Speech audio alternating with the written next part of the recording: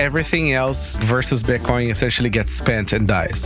I want to be able to have reactive security. And I think OpVault is today the most straightforward, easiest to use way to do that. I will not be insulted by a clockmaker.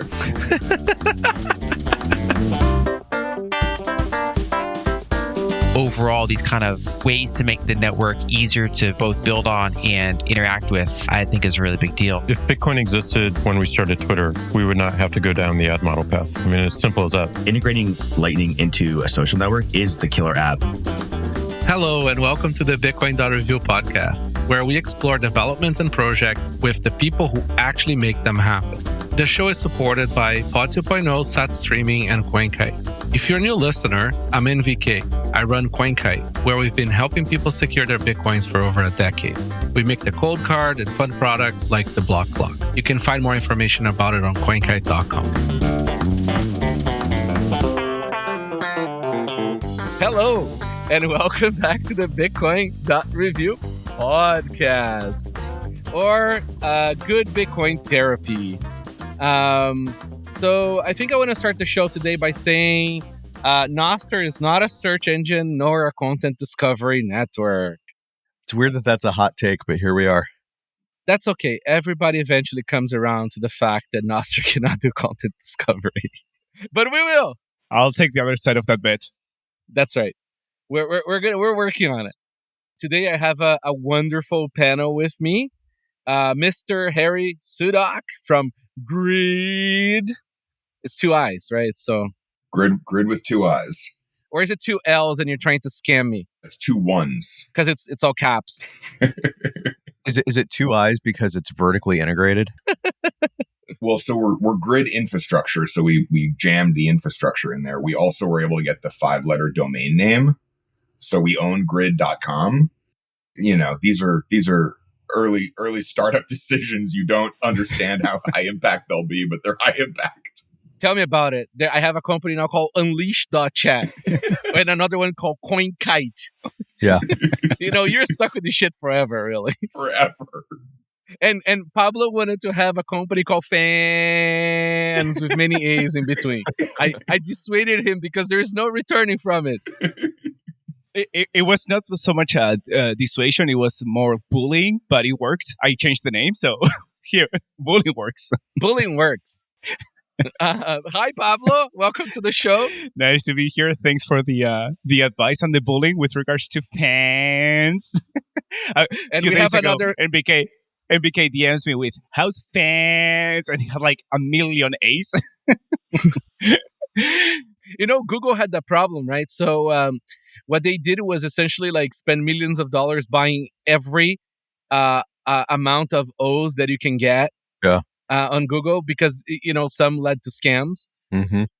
And then you have to get the ones with the zeros, and then you have to get the ones with Cyrillic weirdness. Dude, it's a never-ending battle. Yeah, it's funny. A couple of years ago, I was working on building a publicly trusted CA to like issue, you know, certificates for domains. And one of the things that we ran into was what's called a homoglyph attack, where somebody tries to register a domain and it has like a Cyrillic O instead of a normal O. Yep. And so we actually built a system where we would render whatever domain name you gave us, we'd render it as an image and then run it through OCR and see if the OCR result matched what you had typed in. And if it didn't, we kicked it over to fraud and abuse. And if it did, we let you register it. It was like a funny solution for that problem. Yeah, and welcome, Rijndael. Hey, good morning. Another fan of the show. That's right. Bitcoin review. Bitcoin review. That's right. Harry, I actually had no idea that Nashville gets that much snow. It really made me feel better about being Canadian. Nashville didn't know it gets this much snow because we have no infrastructure to manage this much snow. So you have to understand, you see the on the video, the street out behind me, maybe 1 in 10 homes shoveled at all. There was no plowing. There was no salting. There was no plan, but everybody just waited for the weather to get warm enough to melt. Hey, does Grid offer a mining solution to defreeze your front steps? We offer that solution for about the 10 yards behind our hot aisle heat isolation. Okay. So we have a great service, very limited scope. Right. Okay. All right, folks. Let's get serious because this pod is very serious. That's right. Housekeeping. Coldcard now has a EU official reseller. We wanted to thank the guys from Hodo and Bitcoin Honey Badger. They now are the natural official resellers in Europe. They are as retarded as we are, and they now resell Coldcards in the appropriate amount of stupidity as we do, and that's very cool. So I wanted to give a shout out to Max because he worked very hard on making this happen. And if you don't want to pay taxes on import in Europe, go check out is it Kodo? Hang on, I always get confused by the domain. I think it's called Hodl. It's Kodo. No, Code Hodo. CodeHodo.com. I think he's leaving it very generic so that he can add our competitors when, he decides to do so. So it's not Kodo Cardo or something like that. It's just CodeHodo.com. So he's planning on spinning up CD-ROMs for the Yeti Cold installation. Yeah, any day now. And because Latvia is very cold, they can do that in a code fashion. Man, our industry loves horrible fucking wrong spelled names for things just so we get less customers with a very niche magical money. Yeah, I'm actually really impressed that they did Cold Hodl and not Coddle Hodl. I think I own Coddle Hodl and they forgot to ask me if I had a domain. Got it. Yeah. If you buy through them, does it come with a hat? Because all I want is a hat for my hardware wallet. We can send you hats. Actually, I don't know if we can send you hats. You live too far now. You live in like La La Land, literally like Peter Pan, like kind of environment where I don't know if like.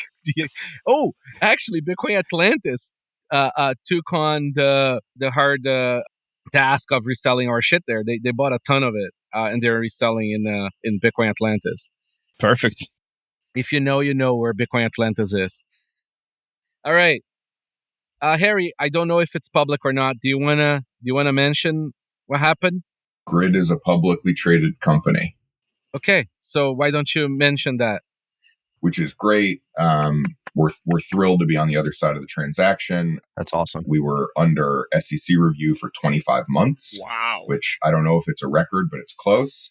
And just, huge thank you to all the lawyers in our lives and accountants in our lives who are smarter and more technical than half the developers. And when do you guys dump on retail? That is absolutely. It's 6 months wait, right? No, I would never get into any conversation of that nature. That is outside the scope of securities law. Oh, this is not recorded, I promise. Uh-huh. But no, we're thrilled. We're listed on Cboe Canada under GRDI. So it's a true mining scam. I love it. Well, because I don't know if people know, but gold mining scam shares have traditionally been reverse takeovers on the Toronto Stock Exchange. Mm-hmm. And this is a 100-year-old history kind of thing. And it's just amazing that Bitcoin now does mining scams too on the Toronto Stock Exchange. So it will continue on for many years. And I lost a bet. So I have to buy 1 BTC worth. We'll talk about the bet in 1 minute, but we are also pursuing listing on U.S. exchanges as well, and excited to enter the next chapter. Why? You have to comply way more. It's all the same compliance. We're SEC regulated. If you listed in Canada, why did the SEC? Americans can buy it, and they're an American entity. Oh, Jesus Christ. And we're an American company. Yeah. Oh, yeah. So anything that's listed on Canada Stock Exchange, all the scams that we have, they don't need to do SEC regulation if they're Canadian companies. So they can be like, what you can do in Ontario is like you go to jail in America first day, straight to jail. Yeah, straight to jail. But Americans can buy them through their brokerage account by just checking a box saying, I agree with the Canadian scam. Yeah, and you have like one extra tax form to fill out. It's like that kind of thing. I know. I think it even comes like they do it for you. Like the, yeah, no, it's fully integrated. But you don't like, but then But then pension funds in America, I don't think are allowed to unless they cross a threshold or whatever. So that's probably but Harry is regulated in the US because he's a US company, right? I guess that's how it works. Correct. They want their cut. Well, and you guys just get to offload all your regulatory burden to us. Yeah, amazing. So it's the only good financial move the Canadian government can make, which is to get the US regulators. I mean, Canada is a scam. Many scams bundled together. It's a compounding scam. Anyways, it's like Russia but speaks English. We're excited for NVK to become a shareholder because of a bet that he lost. Yeah, so we were playing shuffleboard, and I can't remember. I think it was the shuffleboard was the bet. The shuffleboard was the bet. Yes, and we betted. This was a while ago. Bitcoin was probably half the price it's now, or a bit less. And we betted one BTC that if they became a public traded company by, I think, this December. Okay. Which they already knew the dates, but they couldn't tell me, so it was a scam too. It was a scam bet. I'd had to buy a 1 BTC worth of their shares, which I will be performing. I'm shocked that you fell for that. Like the old shuffleboard pivot into you have to buy 1 Bitcoin worth of my company is like a classic scam. Like, I mean, it was very close. Half of the movie Sting was exactly that hustle. Right. It was very close. Yeah. We would have had to buy 1 Bitcoin worth of Coldcard products. Wow. That's a lot of Sats cards. That's a lot of Sats cards. It was a fair bet. And, it was close too. It was really close.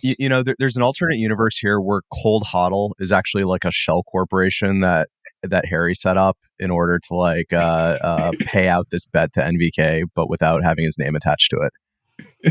I think they scammed a few more seniors that night.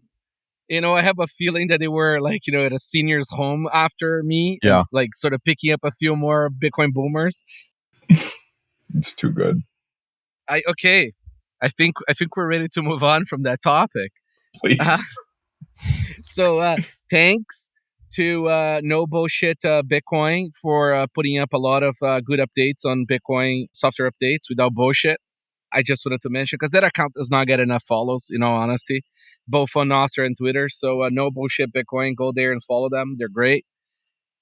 Next, SeedXOR. Go try it. People still don't know that this shit exists. It's amazing to me. They keep on trying the most retarded setups, using Raspberry Pis with seeds in QR codes on their desks. So go try this. I think I've entered a new phase of my Bitcoin life. I am now tired of being kind to the stupid. I think we're all sort of reaching that point. I've noticed it's not just me. It's fuck it. Let's just call a spade a spade.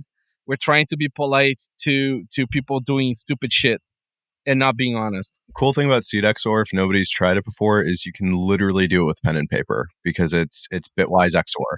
Literally, you print a PDF. Yes. Yeah. And you do it pen and paper. Yeah. So you don't use a fucking computer.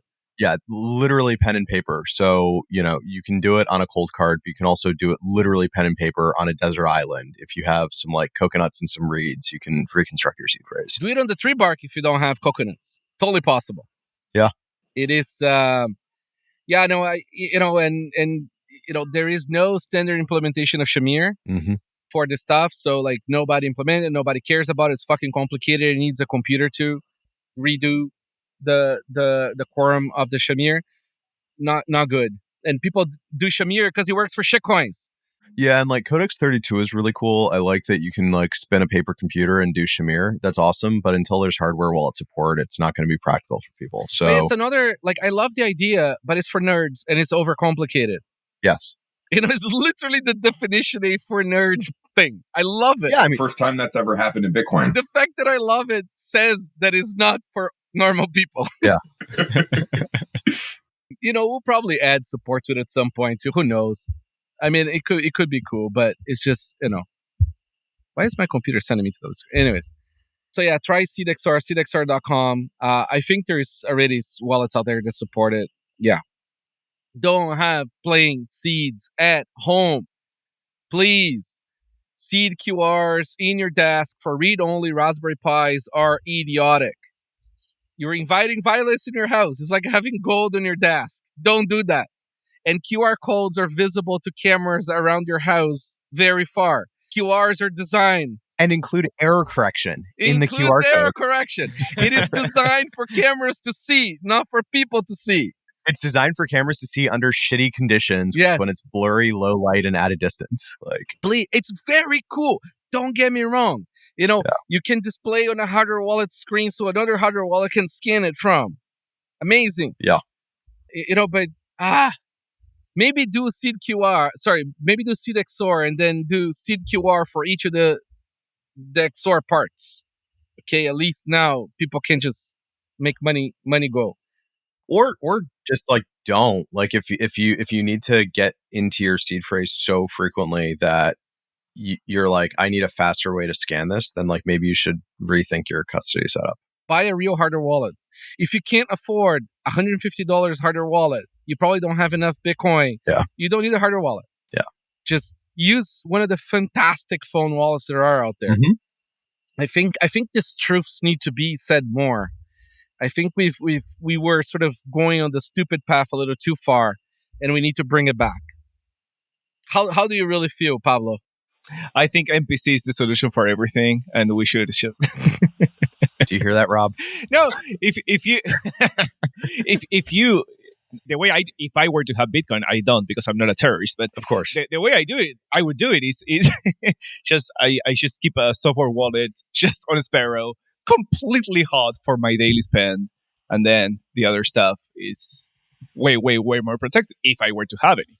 Yeah, the only Bitcoin that I have are Mutiny Net, because like you can do literally everything that you want to do with Bitcoin with Mutiny Net. Yes. But nobody's going to bring violence into your house over your Mutiny Net sats, because Ben Carmen will give you as many as you want. I don't know, man. In the UK, they love testnet. The bad guys in the UK love testnets. It has happened before. They love testnets. They love testnet. I'm sure they got home and they couldn't be happier. Yeah. Yeah. I think MPC is going to help a lot with, but when I say MPC, I mean Frost. Yeah. It's going to help a lot with phone wallets, to de-risk phone wallets. 100%. But, anyways, economics will fix all this. People who have no business using a Raspberry Pi as a wallet will soon not be able to be on chain. So the economics fixes everything. Now next, I really wanted to start this show with a lot of Bitcoin truths. So I wanted to remind everyone that Bitcoin is a store of value, and everything in Bitcoin serves at the pleasure of store of value. And payments are great, but Bitcoin not for lattes. I think we had that discussion a few years ago, and the people who wanted that for lattes lost. Mm-hmm. I don't know why we're going back to the discussion, But here we are. So I wanted to bring to the panel here of serious folks. Tell me a uncomfortable Bitcoin truth that people seem to be incapable of hearing recently. So I'll go around here in clockwise manner. So Mr. Rijndael. It's if Bitcoin has any meaningful mainstream adoption, layer one transactions are going to be expensive, period. And there's not enough blockchain space for 8 billion people to each have a non-custodial Lightning channel.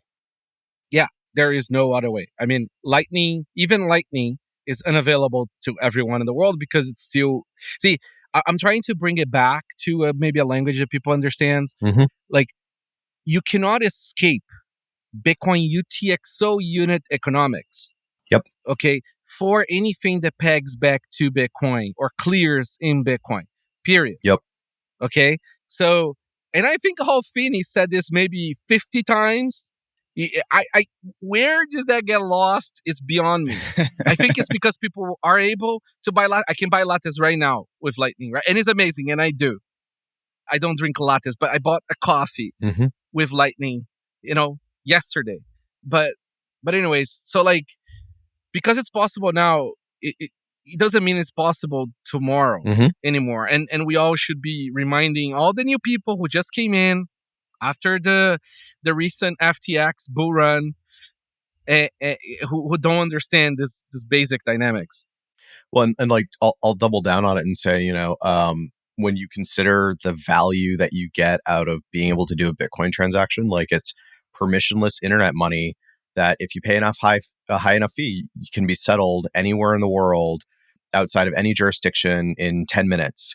Like that's a tremendously valuable and powerful thing.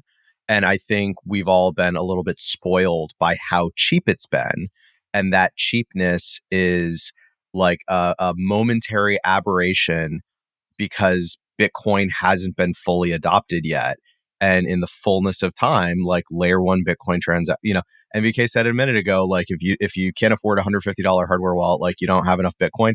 At some point, like Coldcards are going to be priced in some small multiple of how many on-chain fees you can. We're going to probably get priced out. Yeah. I mean, most people won't even like, it's going to be entities, Yeah, but I mean, like we're at a point soon where somebody's going to say like, oh, a Coldcard, that's only like 5 on-chain fees, right? Like that's it's whatever, it's fine.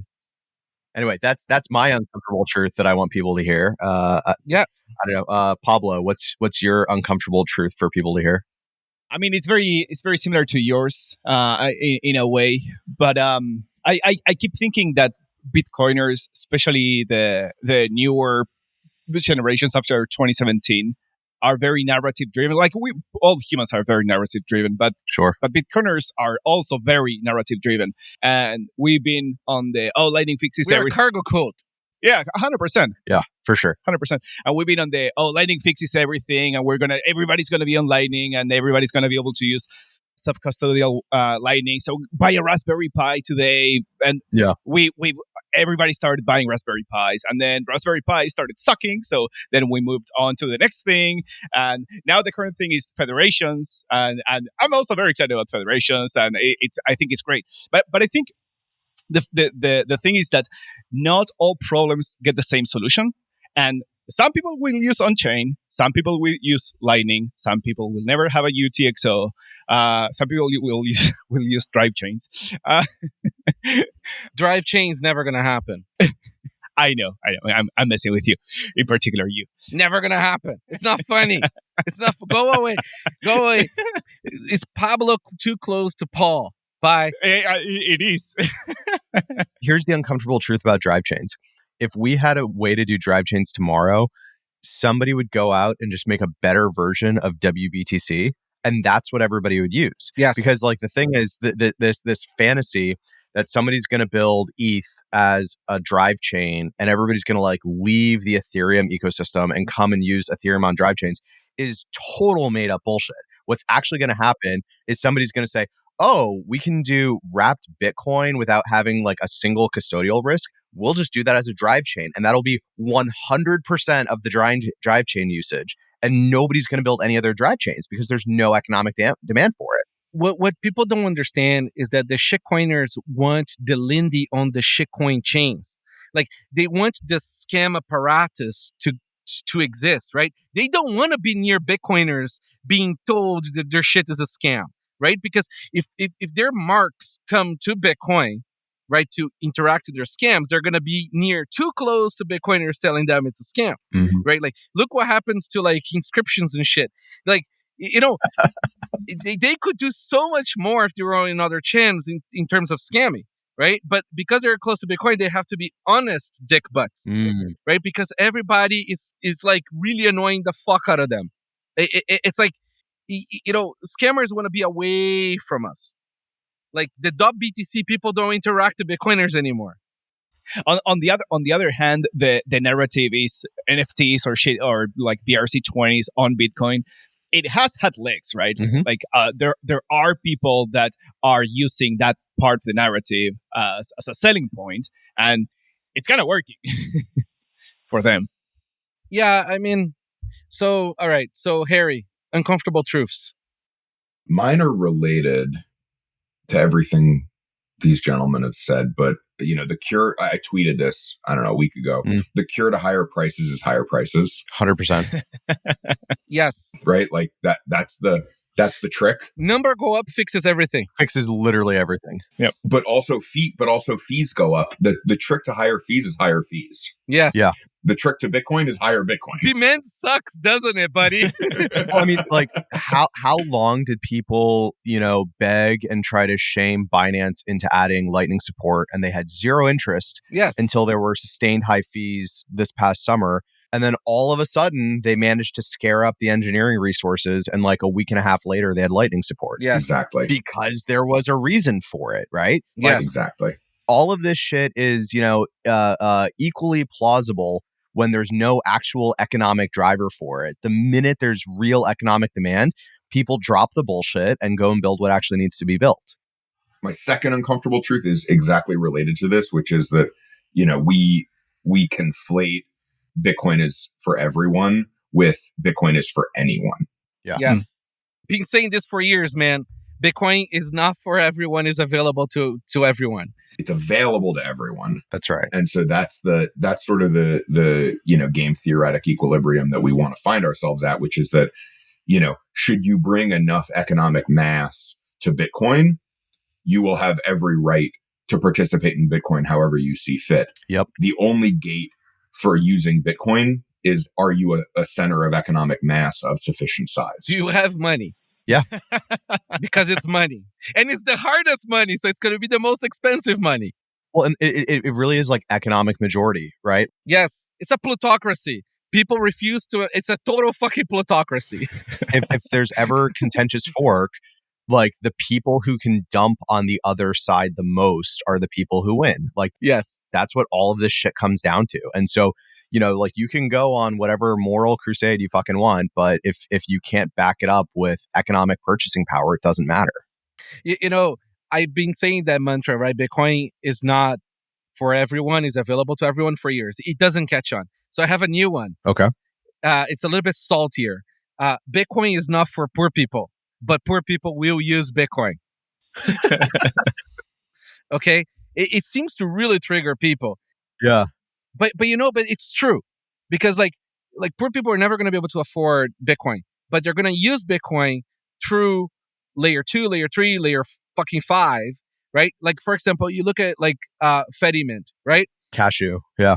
Yeah. So they can go and they can buy a stable contract of USD, but then every time they want to spend it, it converts back to Bitcoin. They spend Bitcoin.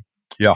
Right? But then they're going to get priced out of spending in Bitcoin, and it's going to be some other fucking token that represents. There is no other way.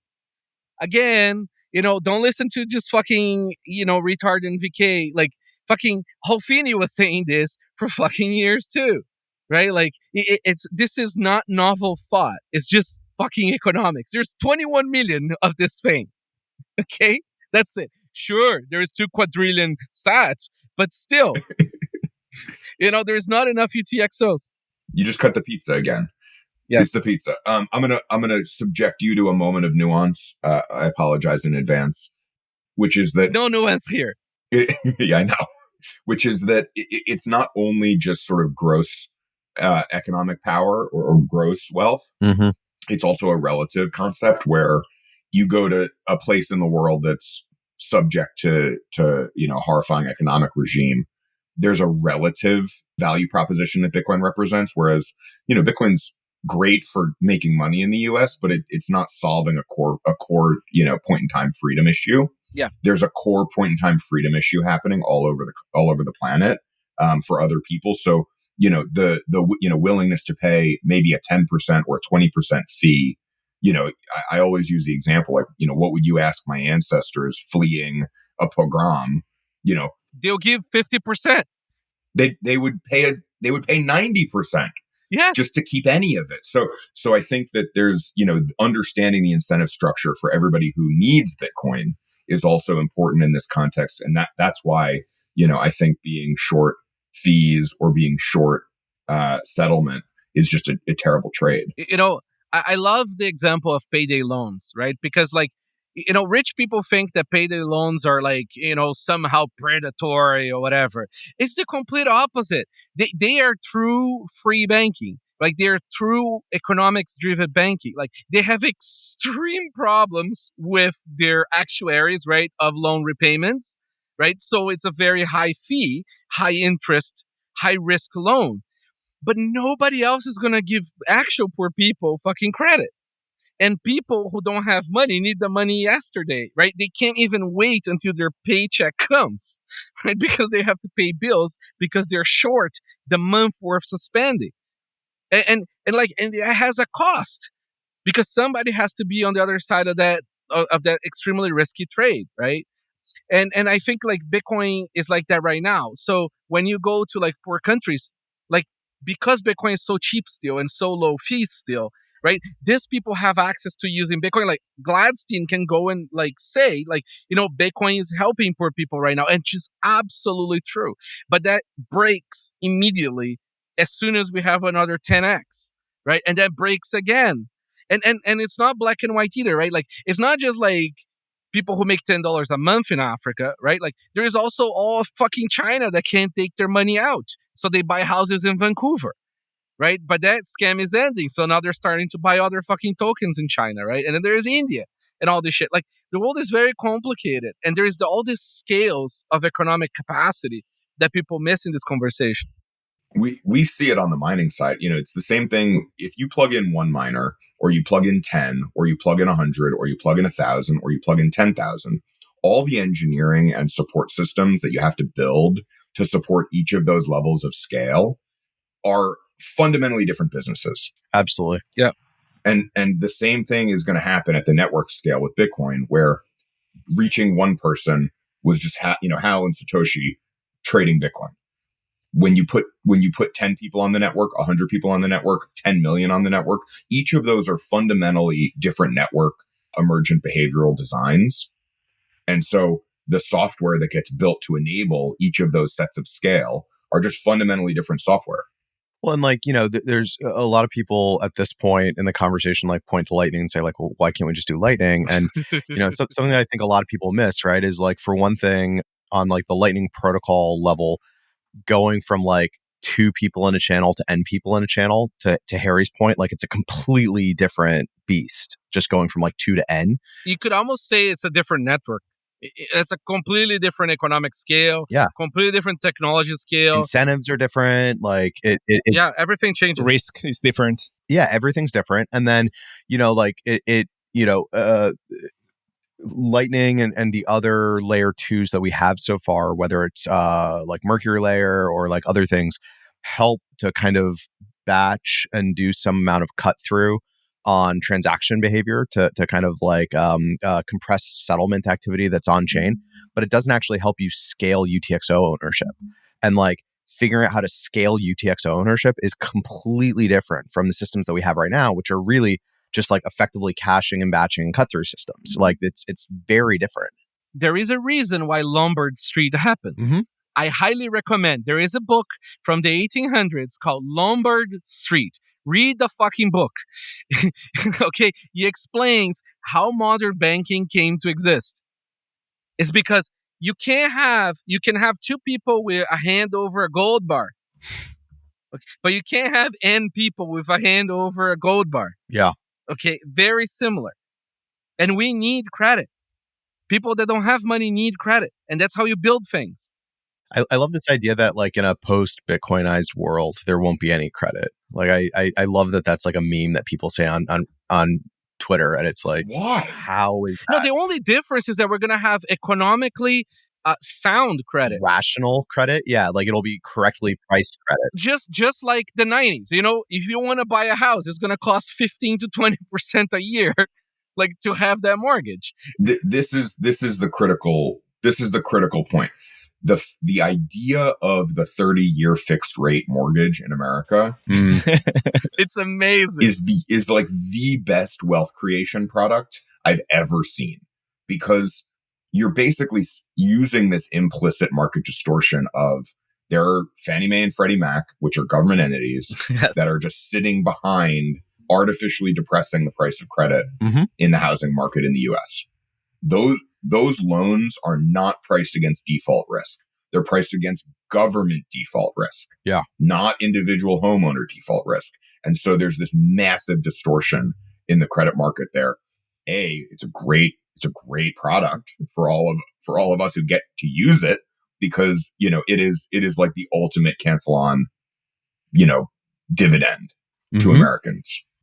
Yeah, I think we said enough truths. I think people are probably either vomiting right now or extremely unhopeful. But see, I want to leave with this message, right? Because like, just because these are hard truths, it doesn't mean it's not optimistic.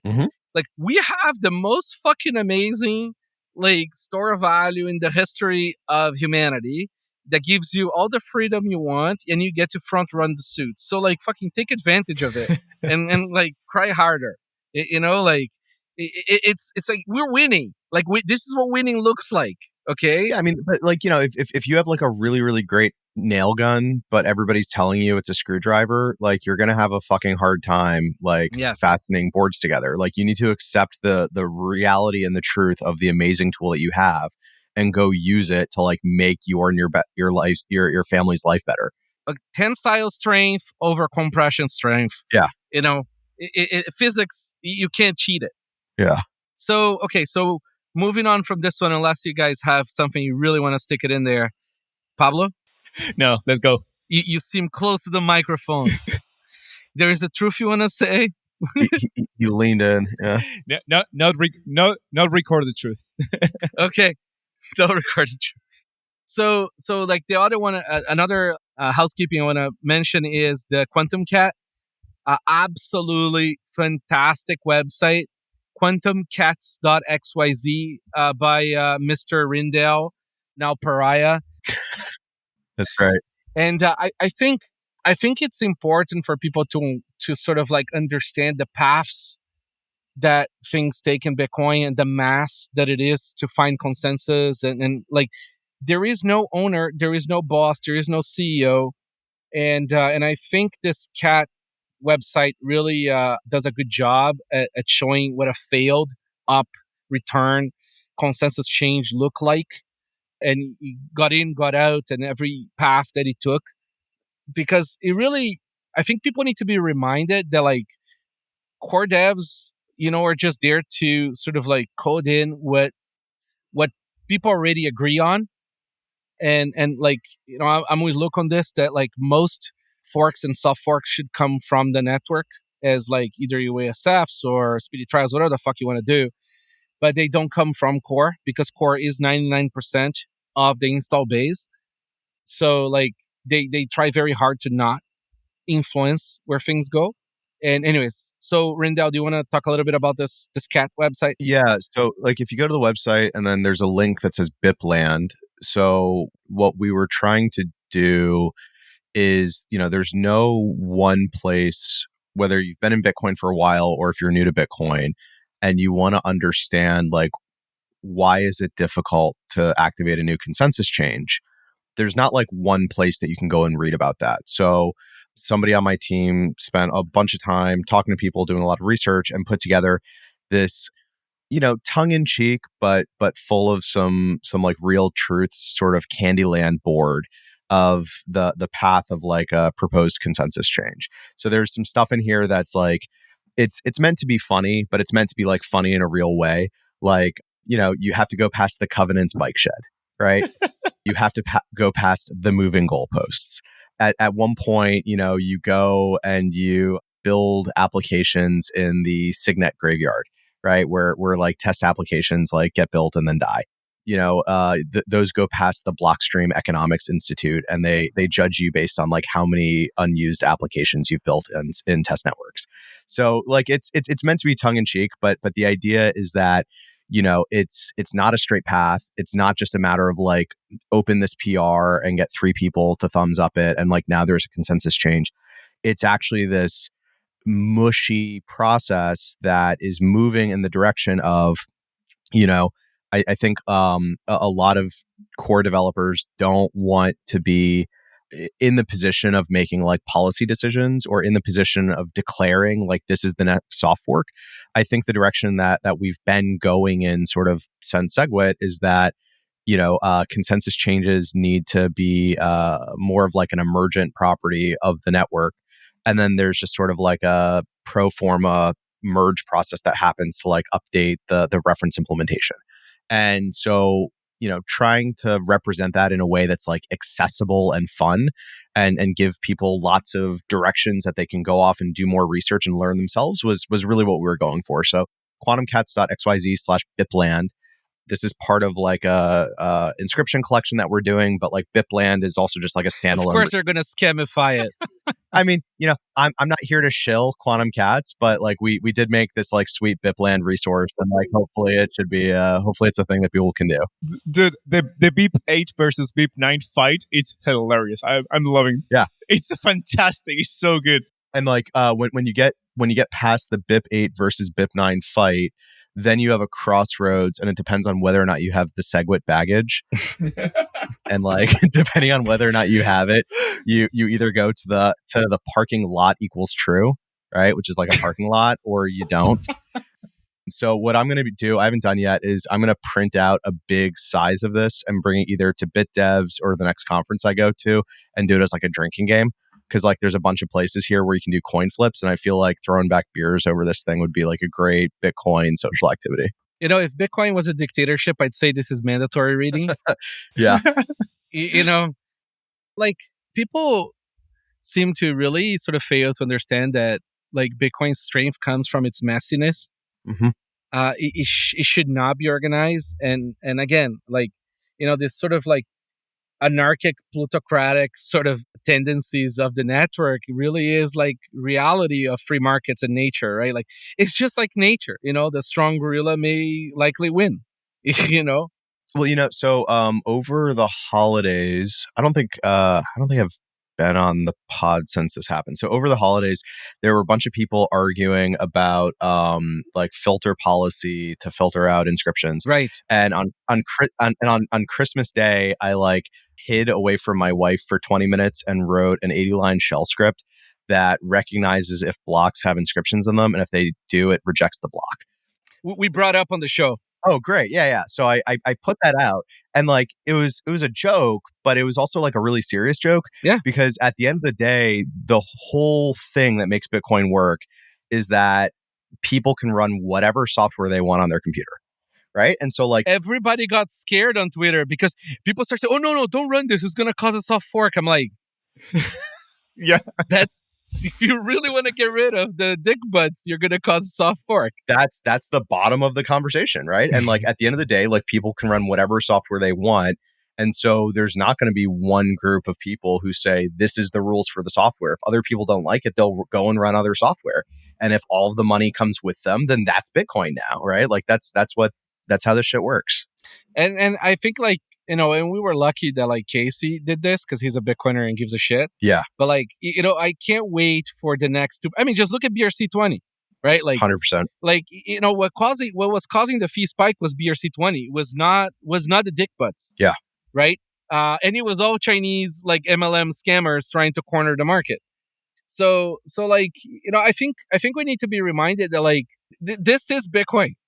Like it's going to be this eternal fight of like a market fight for scarce resource and a lot of messy shit you don't like. Like this is it. If you don't like messy and you want clean, well, that means there's probably a dictator filtering out what they don't want, and go use fiat. Yeah. Yeah, I mean, what you said before, I think it's right on point. It's just like nature, and in nature, everything is chaos, and order emerges from that chaos. And in nature, things that are good also have downsides. Like, I like the messiness of it's not very clear how you activate a soft fork. I also want OpCTV, and those are two conflict. If it was top down, we would have OpCTV, we would have Bolt and a bunch of other things, and we also have inflation in 2 minutes. Exactly. Bitcoin would have died in like 2014. So it's just nature. It's just accepted for what it is. Humans are the most anti-anthropic animal that exists. Yeah. Right. Like. And you can see this, the most effective animals are like building the most amount of anti-anthropic material, right? Like they're essentially organizing nature. And, that's what we are. Like, humans have this tendency of organizing things. And that's why we end up with like politics bullshit and like, and all the things in Bitcoin, Like we're literally making machines that like try to find, pretty hashes, right? That match some fucking human math, right? That then causes the money to go up, right? Like, and you can't escape it, right? So like, there's this constant fight that we exist forever, right? Us trying to organize shit and shit trying to be disorganized. Nature is disorganized, right? And there's a biological basis for this as well, which is that we're operating with basically caveman brains. We haven't had enough time to evolve any of our hardware or wetware in conjunction with technology. Technology has run so far ahead of our biology at this point. I mean, some people make the case that technology is our biology extension, right? It's like a whole other rabbit hole. That's a whole other rabbit hole. It's a whole like cybernetic idea. Yeah. But humans sort of like stopped evolving as there is 10 bananas because we have 10 fingers, right? And then immediately we call it a bunch of bananas. Yeah. It goes from 10 to a bunch, and a bunch is unquantifiable. Like, it's whatever the fuck is on the tree. Like, and then there is a bunch of bunches of bananas. Like it is remarkable, right? That is the extent of human imagination capacity. And then of course we have autistic people who have superpowers, right? Like, but most people are not. Thank goodness. Exactly, right? It's the humbleness of the bunches. All right. I think this is a good time to start vulnerability disclosures. All right, we're through the first 4 items on the list. I think we're doing great. Yes. All right, vulnerability disclosures. Trezor announced a security breach at third-party portal. Up to 66,000 users possibly exposed to the attack. Dude, why do people keep data? It's always every single one of these is like third party. Yeah, absolutely. Either storefront or customer management system, or like it's like every time. Yeah, the unhardened path. Delete the data. It's the unhardened path, yeah. But these companies like that data for them. Like, yeah, they're well, I mean, Trezor is a shitcoin company that sells, shitcoin solutions and also needs analytics to know which shitcoin to support. Yeah, so delete the data. Play third-party games, win third-party prizes. Holy shit. Put that on a t-shirt. That's great. That's fantastic. I'd buy that t-shirt. Coming to you from Bitcoin Park. No, but seriously, like for support, right? Like, I mean, we're not going to build we already built a whole storefront system, right? Because we wanted to care about the information delete as much as we could. But for support, it's too much, right? So what we do is we just automatically delete all the information every 6 months. Like, we keep maximum of 6 months rolling data of customer support, right? Yeah. And you don't have to use a real email to contact support. Yeah. There's like some window where you're going to have to keep it to handle refunds and all that shit. But then after that, you just purge it. Exactly. All right. Next, disclosure of password vulnerability or core lightning. Any of you guys want to tackle this one? I don't know much about it. I actually don't know much about this one either. I was reading the BTC D one earlier, but I haven't read the core lightning one. Yeah, me either. And I'm behind that version, so that's not great. Yeah, so it says CLN versions between 23.02 and 23.05.2 are susceptible to a DOS attack involving the exploitation of a race condition during channel opens. Yikes. Yeah, so definitely update core lightning because your funds might be at risk. Wow. So yeah, it looks like the crash could be reliably triggered in 30 seconds.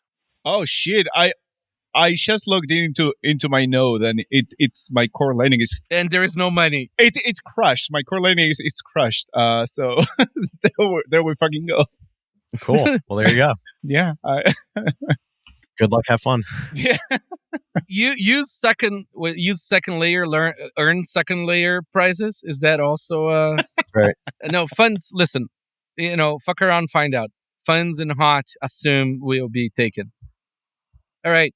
Scam Bitcoin wallets are still reigning free on the App Store despite multiple reports. Craig Wright said there is still a scam Sparrow wallet on the App Store. Listen, I was trying to tell Craig, listen, we exist in a fiat world. You have to use fiat tools. If you don't have a trademark, it's going to be very hard to get shit off the App Store. And if you have a trademark, it's 2 seconds. Yeah. 2 seconds. You send them a letter saying, my trademark, get it out. They're like, yes, sir, of course. Yes. You're real. Because they only understand fiat sort of verifiability, right? The magic words are DMCA. Yes. And it works. So yeah, it sucks. Be careful. Sparrow does not exist in the App Store. And tell your friends. NVK, my only feedback is you meant Craig Raw, not Craig Wright. Craig Raw, yes. That is a significant distinction. Yeah. I know. Craig Wright is always in my fucking head because he's a fucking scammer. Yes. And Craig Raw is not because he's like a decent dude who just like non-drama called away a lot of shit. Yeah, they really are opposites. Like one of them Yes. is no drama, is just like a decent human being that wants to help people keep their Bitcoin safe. Yes. And the other one is a total piece of shit who wants to take everybody's Bitcoin. Yes. Really, it's that simple. All right. GitLab warns of critical zero-click account hijacking vulnerability. Ooh. Oh, brutal. That's terrifying. Yeah, there's not much here. Yeah, CVE. GitLab is, I don't know, man, how I feel about it. There's not a lot of projects there, and GitHub is Microsoft owned. So right now, not great. The thing that I think is a little bit scary about this, right, is GitLab is open source and a lot of people will self-host it. And setting it up, like there's packaged distributions on it, especially on some of these like node in a box type distributions. And so if you're using like a one-click install version of GitLab, I would just like recommend you go and check what version it's. But wait, Rijndael, it's FOSS, so therefore there is no bugs because GitHub is closed source, so therefore is more vulnerable. Right. Therefore. I forgot that if you have the right license, there's no bugs. How silly of me. That's right. Yes. Yes. You should be corrected. Plus false. Yes. Right. That's right. And if it's written in Rust, that's it. That is actually true. Yeah. All right. Opcat is a vulnerability. Enables EVM. I am putting Opcat under vulnerabilities that have appeared recently again. So it's funny. So I'm trying to implement a bunch of covenanty stuff with Opcat. As far as I can tell, I think I'm the only person who's actually used only Opcat to try to do this stuff. It is way harder than people give it credit for. And there's a lot of people that for years have made claims about what Opcat enables. And I don't think it enables everything that people think Opcat enables. So you're saying that Taproot can't fix everything? That's how the smart devs sell shit. It's like, look at the shit you can't comprehend. It fixes everything. Please add to Bitcoin. Yeah, I'm working my way towards a vault in Opcat, and if I get it working, I'll post it to the mailing list. It should be interesting. Oh God, like Rijndael is like a good dev who causes drama. As opposed, It's like the most dangerous kind. I know, right? Well, I mean, like, so tell you what, right? Like, I feel like one of the places, going back to Bipland, right? One of the places where the conversation is stalled out, like, I'm a really big fan of CTV plus OpVault. Yes. Some people are pushing for like CTV plus checksig from Stack. I don't have an opinion on that yet because I haven't done the work to go and like figure out what that means and what it's good for and what it's bad for. But like one of the places where this conversation always gets stuck is if people say, hey, we think we can do these things if we had like CTV, APO, and Vault. There's always somebody who's like, oh, I drew this shit on the back of a napkin. I think you could actually solve all of this with this other thing. So let's like stop talking about it. And I'm a really big fan of like InstaGibbs and James OB both have this thing that they say, which is like, if you don't show up with code, like go away, more or less. Like I'm putting words in your mouth. They're much nicer than that, but that's kind of what it is. And so, part of like what I'm trying to do in this whole cat thing that we're doing is I'm trying to get people to take a really good look at what cat is good for, what cat is bad for, and what it would take to do things with cat versus these other proposals. And either we look at those and the community says, oh, holy shit, cat is actually what we want. Or the community looks at it and says, oh, holy shit, cat is not what we want. And we actually want one of these things instead. And we can like move past this impasse because like we've been stuck at this place in the conversation for like 3 years. And I think if people actually see what code looks like with cat, maybe we can move past this impasse one way or another. No, you could just use the left curver approach. Yeah. I don't like cats. Luke's trying to eat cats, and cats don't work with quantum computers. So, like, fuck cats. But, maybe cats do work with quantum computers because we can do... They don't. Is there a cat in the box, or the cat is not in the box? Have you read the kid's book? But you can make Lamport signatures with opcat, and those are post-quantum secure. So, boom, cat secures the bag. No, then dog eats cat. Then dog eats cat. I need to bag on drive chains momentarily. Let's do it. We're all here for it. Because of all of the suggestions I've seen, and I don't write code, and that's good for everybody. Drive chains are a fundamental game theoretic problem. Yes. And I wrote an article in Bitcoin Mag about this, why miners don't want drive chains. There's lots of reasons around this, but basically, there is no way to opt out of a drive chain enabled environment. That's right. As a miner. And so there are fundamental game theoretic proof of work problems with those implementations. And so, I try to think about like, what are my Bitcoin hardlines? Yeah. Drive chains are a hardline for me as a miner. So Harry, I'd love to get your perspective on this. So you said that like the thing that it changes is that miners can't opt out. So when I hear that, the next sentence in that like my brain fills in, right, is so that makes miners custodians whether they want to be or not. Is that correct? Is that like the next part of that? Correct. So basically, let's say something happens in a drive chain and they're trying to settle in. I can't a vote. You exit a ballot box environment where you can either vote yes, no, or abstain, and you enter a jury environment where you vote yes, no. So right now we've got a ballot box approach to mining, and that's really reasonable. Yeah, and it's highly flexible in what you're asking for a miner to have an opinion on. If you go drive chains, you enter jury land where there's only a yes or a no. And so you're only voting convict or acquit on every decision. Well, and something that like a thing that I realized a few months ago with drive chains, I don't know why I hadn't realized this before and I didn't see anybody else write about it, is, the way that hash rate escrow works. Like the tagline is you need, 50% of the hash rate plus one block to approve like a drive chain withdrawal. If you actually like work out the math, if 25% of the hash rate plus one block says no, it kills any withdrawal. There's currently 2 pools that have more than 25% of the hash rate, which means either of them can indefinitely suspend any withdrawal. And if you think about the kinds of drive chains that people talk about wanting to build, it's like, oh, we're going to build a Zcash privacy sidechain. And it's like, and money gone. Done, right? Like Foundry is domiciled in the US. The US is going to go to Foundry and say, you cannot vote yes on a withdrawal from the privacy sidechain. And they won't, because nobody wants to go to jail. Yeah, nobody wants to go to jail. So like it doesn't make sense. Like the only thing that would ever happen with this kind of thing is WBTC, and that's it. There's nothing there. And don't hand us that lever. Yeah. We don't want it. Yeah.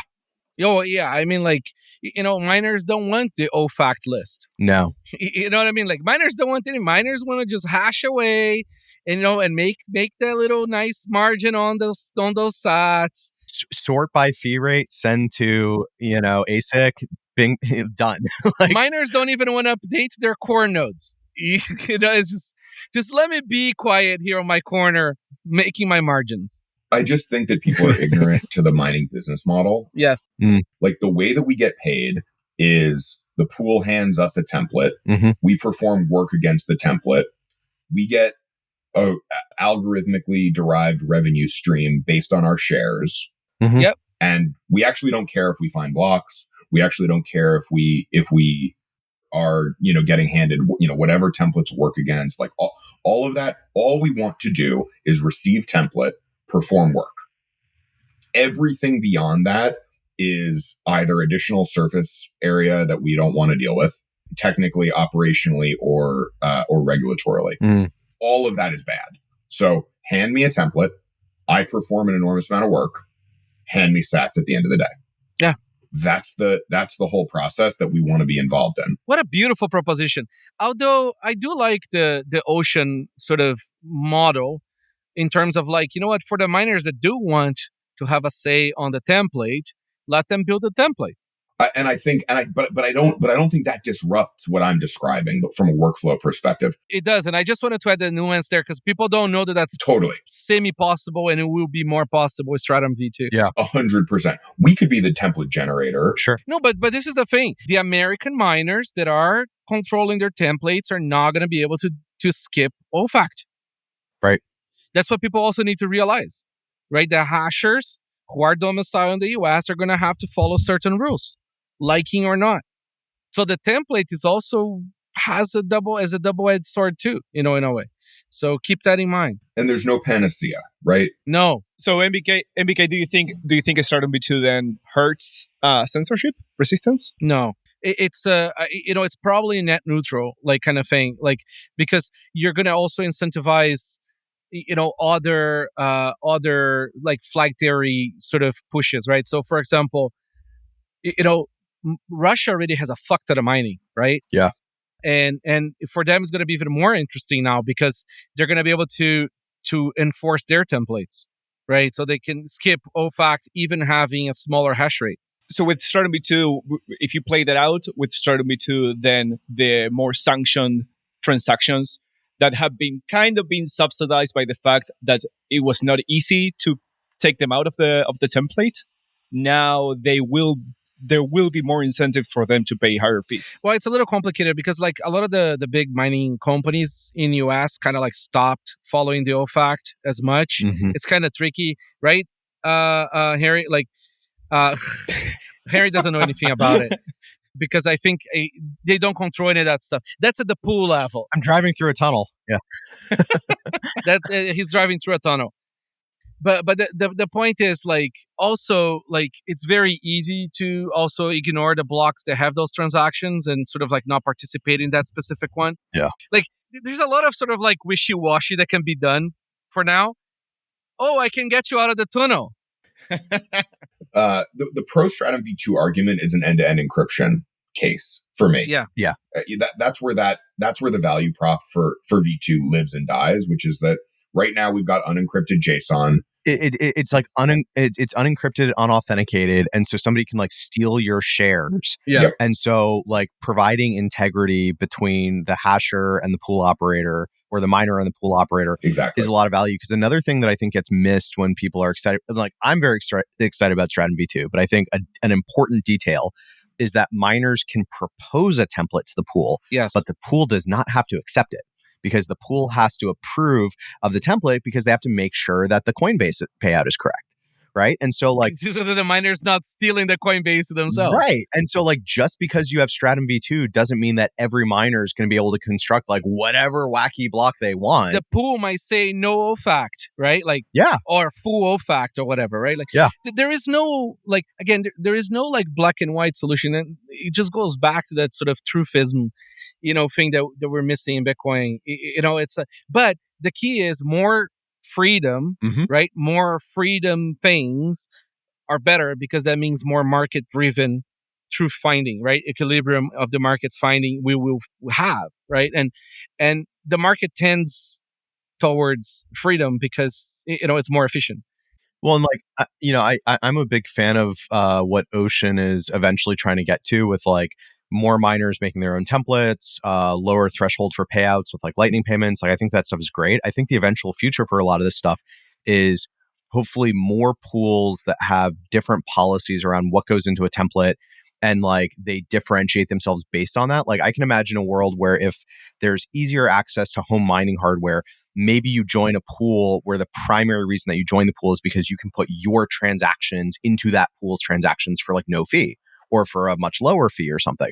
I think that having like heterogeneous pool business models at the end of the day leads to, more competition, like more spread out hash power, and like all of that's great. So, but it's not a panacea.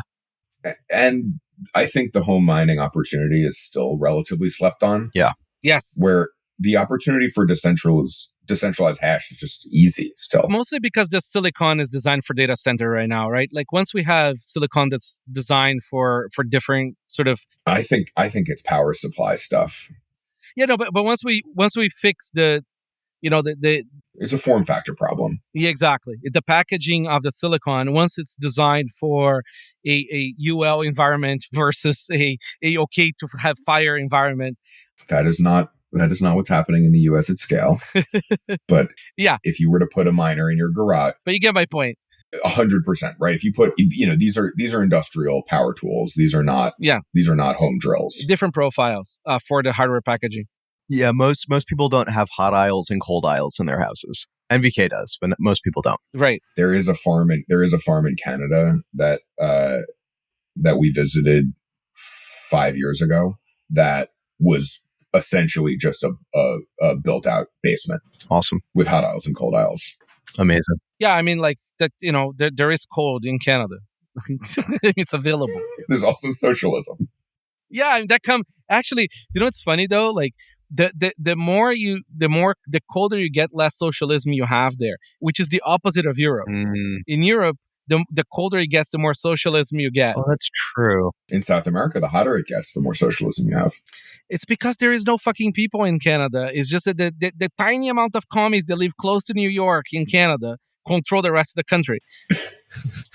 But that's going to end. It's a matter of time.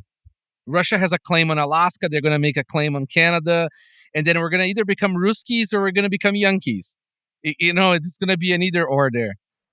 When Sarah Palin said that she could see Russia from her house, everybody, called her an idiot, but she was just ahead of it. And she's kind of not wrong. I mean, anyways, poor lady. All right. Software releases and project updates. Coldcard Edge firmware version 6.2.2.2x. New feature. But by the way, we can't add the words edge on because how our bootloader works. So we had to just start with 6 and put an X at the end. Funny things. Wait, what? Yeah. So like we could never call it edge on the actual firmware because of how. Okay. Like how we read the numbers. Okay. Of the version release on the firmware check inside the bootloader. I see. You would have to be major rewrite. We were not willing to do that. So it's kind of funny. Anyways, so new feature, miniscript USB. By the way, the firmware edge is for developers only. So new feature, miniscript USB interface. New feature, name miniscript imports. Wrap descriptors in JSON with name key to use this name key instead of the file name. Mostly useful for USB and NFC import files. Enhancement allowed. Keys with same origin maintained only by change index derivation in miniscript descriptors. HSM wallet rule enable for miniscript. Add MSAS in the shares address HSM rule to be able to check miniscript addresses in HSM mode. That's cool. Yeah. Hardware wallet accelerated AES CTR for BSMS and passphrase saver. Nice. Integration with Liana uses export, XPub via our export, and a few other things for Liana. So this was, it's mostly like Rob from Anchor Watch and Liana driven. Yeah. Because they are pushing miniscript and we're trying to sort of follow. And also there's more people using SeedXOR with Coldcard as HSM. So they need more, HSM integration for miniscripts. It's early days, but things are progressing, which is really cool. Have you guys learned anything unexpected adding miniscript support? Because Rob and the Liana guys really are just pushing miniscript. They're right at the edge.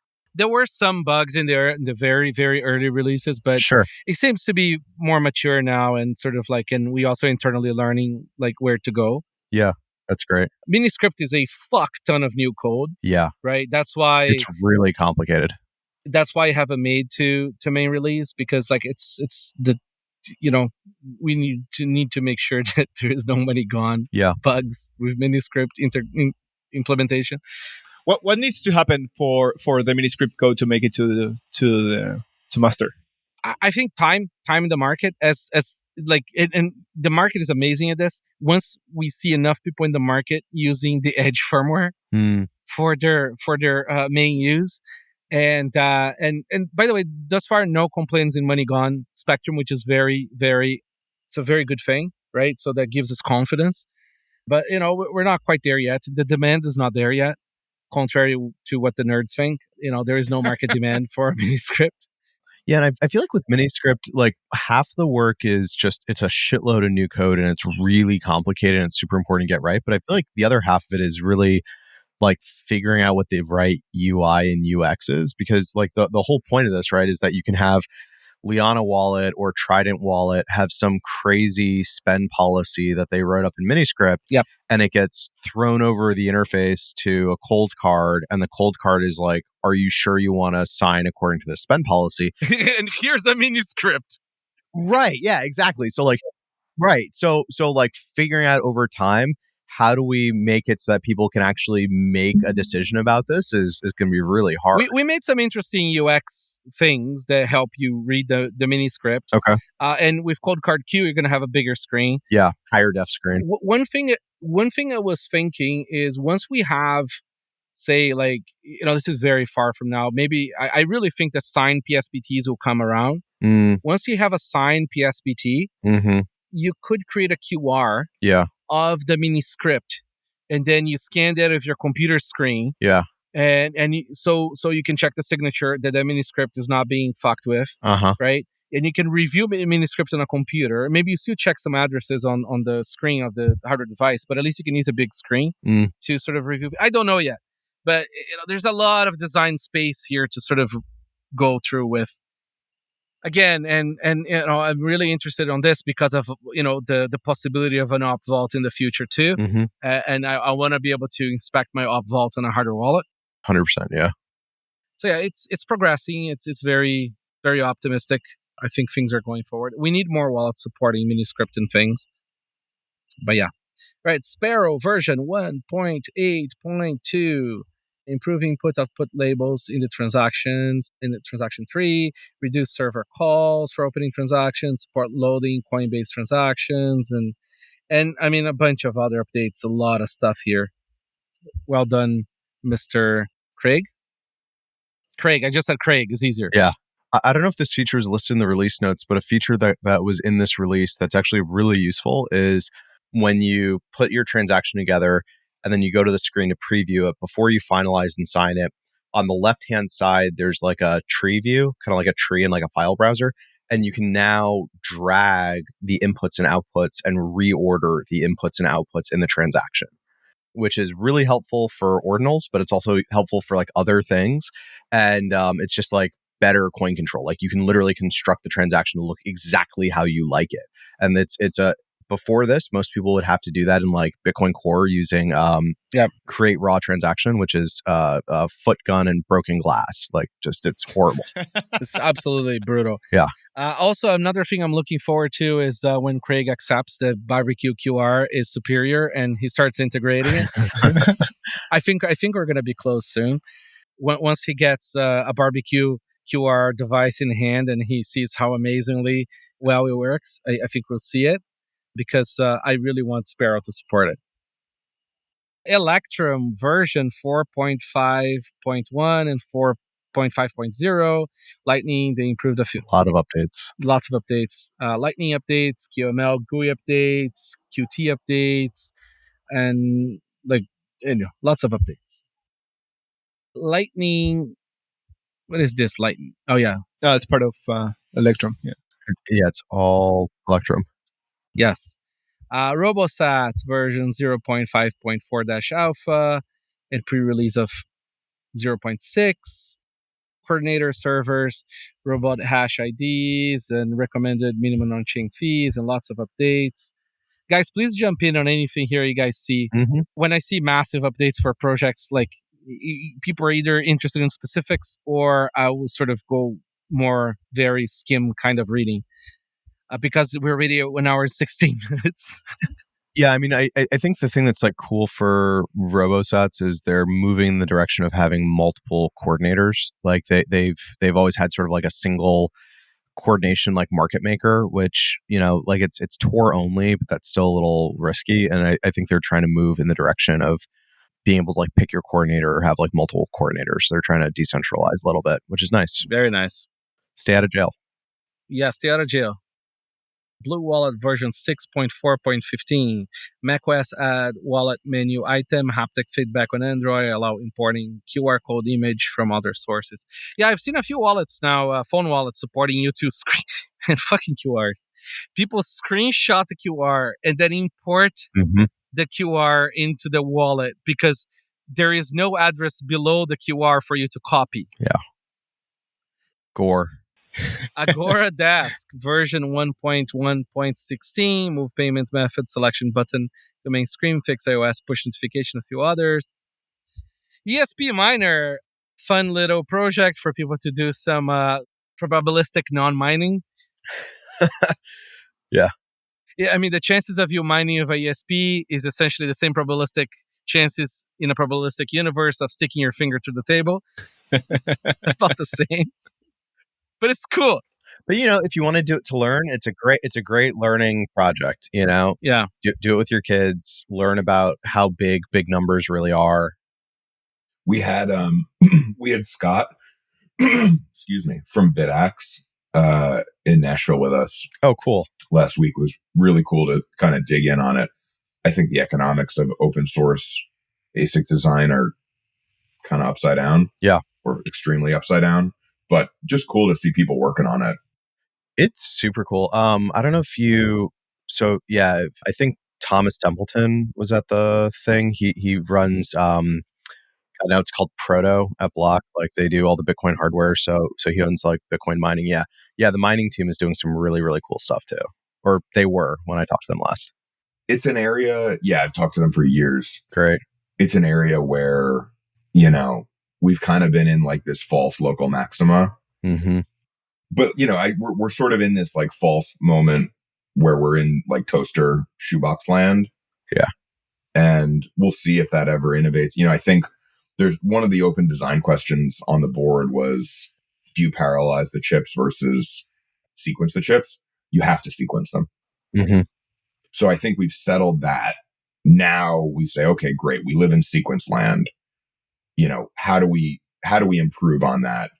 One of the proposals that I thought was really interesting on the power management side is, what if you added shunts to the board? So right now, going into sort of a hard stop is really a software and network question, or it's a breaker question. Yeah. There's no sort of breaker level curtailment at the unit level at all. And so if you put shunts on boards, you might be able to do something really interesting. So there's just like little stuff like that hasn't gotten any airtime on the ASIC development side. When the block mining team was starting up, like a conversation that I had with them was like, how far can we get with just better control plane APIs? Yes. If that's all we did, like how much better could we do with like demand response and like adaptive hash rate and like all that stuff?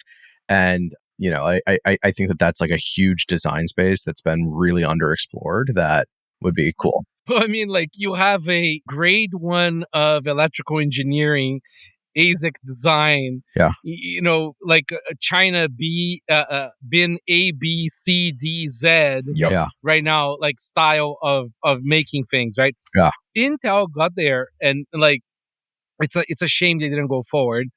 Mm-hmm. Anyways, this space is going to change a lot, I think, especially like if you get a big boy coming in. Totally. All right. I'm going to keep this to the list for a little bit more. Okay, let's do it. All right, Nunchuk Desktop version 1.6.27, Byzantine 3 out of 5, added request for signature features. Bitcoin Treasuries.net, contributor notifications, all ETFs added, reorder charts, API improvements availability. So if you need API, contact Bitcoin.Treasuries. Cool. functionality to add. Yeah, we do data trade with Glassnode. Hell yeah. So we list WBTC because they track it, and then we give them our data. Awesome. It's kind of cool. It's amazing to me. It's the only website that has all this data. Functionality to add mods now, and we have some of the entities there. They have internal staff that actually update their own data from public traded companies. We're gonna bring the TradFi guys to our world. Incredible. Wait, so they go into Bitcoin treasuries and they update their own numbers? That's because they don't have APIs and we don't have Bloomberg terminals. It's like that scene from Watchmen where Rorschach is like, "You think you're trapped in here with me?" Or like, "I'm not trapped in here with you. You're trapped in here with me." That's right. All right. That's it's really cool. TradFi. And we added more chart watermarks because you can't do nice things. If you see them now, they're like zebras. Yeah. All the charts are zebras because people are fucking dicks. One value for value on Bitcoin treasuries instead of what watermarks. You can zap me anytime. They should integrate zaps on the Bloomberg terminal so the TradFi guys can zap Bitcoin treasuries. Oh, that would be great, actually. Fuck that. Just sell them a subscription. Yeah. Yeah, no, it will come eventually. And they're gonna have to pay it in zaps. they're gonna have to pay in Lightning. We don't take credit card. One interesting thing is I want to know what else we should track. I want to track more interesting shit. I don't know, whatever. By the way, Harry, you're gonna have to start adding how much Bitcoin you guys have in treasuries there because it's public traded anyways. I will. On Grid, we should add Grid, and you go and you update. I will. And you can make accidental errors to look good on that S1 day. I would never dream of that. Never dream of that. Don't worry, we're not gonna get you delisted. But yeah, no, we want to track more stuff there that has sats in it. Maybe how much volume of sats there is on Nostr or whatever the fuck. I don't care. Track federations. If you find a way, that will be.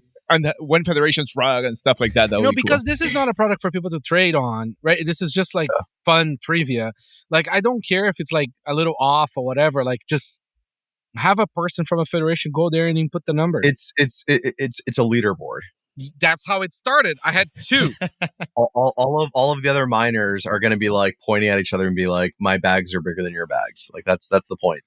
That was the whole reason why I started this. I wanted the Wall Street boys who cannot help themselves to dick measure to have a place where now they are obligated to dick measure. That's right. True story. I have a relative who was working at Goldman Sachs in around 2008, and just to be dicks to the other farm, they rented everybody at the other farm Lamborghinis for the day, and they parked in front of their office just to show that they have so much money that they're letting them drive Lamborghinis on them. Bitcoin treasuries will be the new Forbes list. That's right. Right? Total vanity project, but everybody has to play. It's pure vanity project, yes. Parmanode version 3.24.0. You can now choose to compile Bitcoin from source. Great. Cool. Trezor version 24.1.2. New features. Trezor introduces a new wipe code feature. They should call it Brick Me code. They're finally catching up. First a closed source secure element, now Brick Me pin. It's nice to see.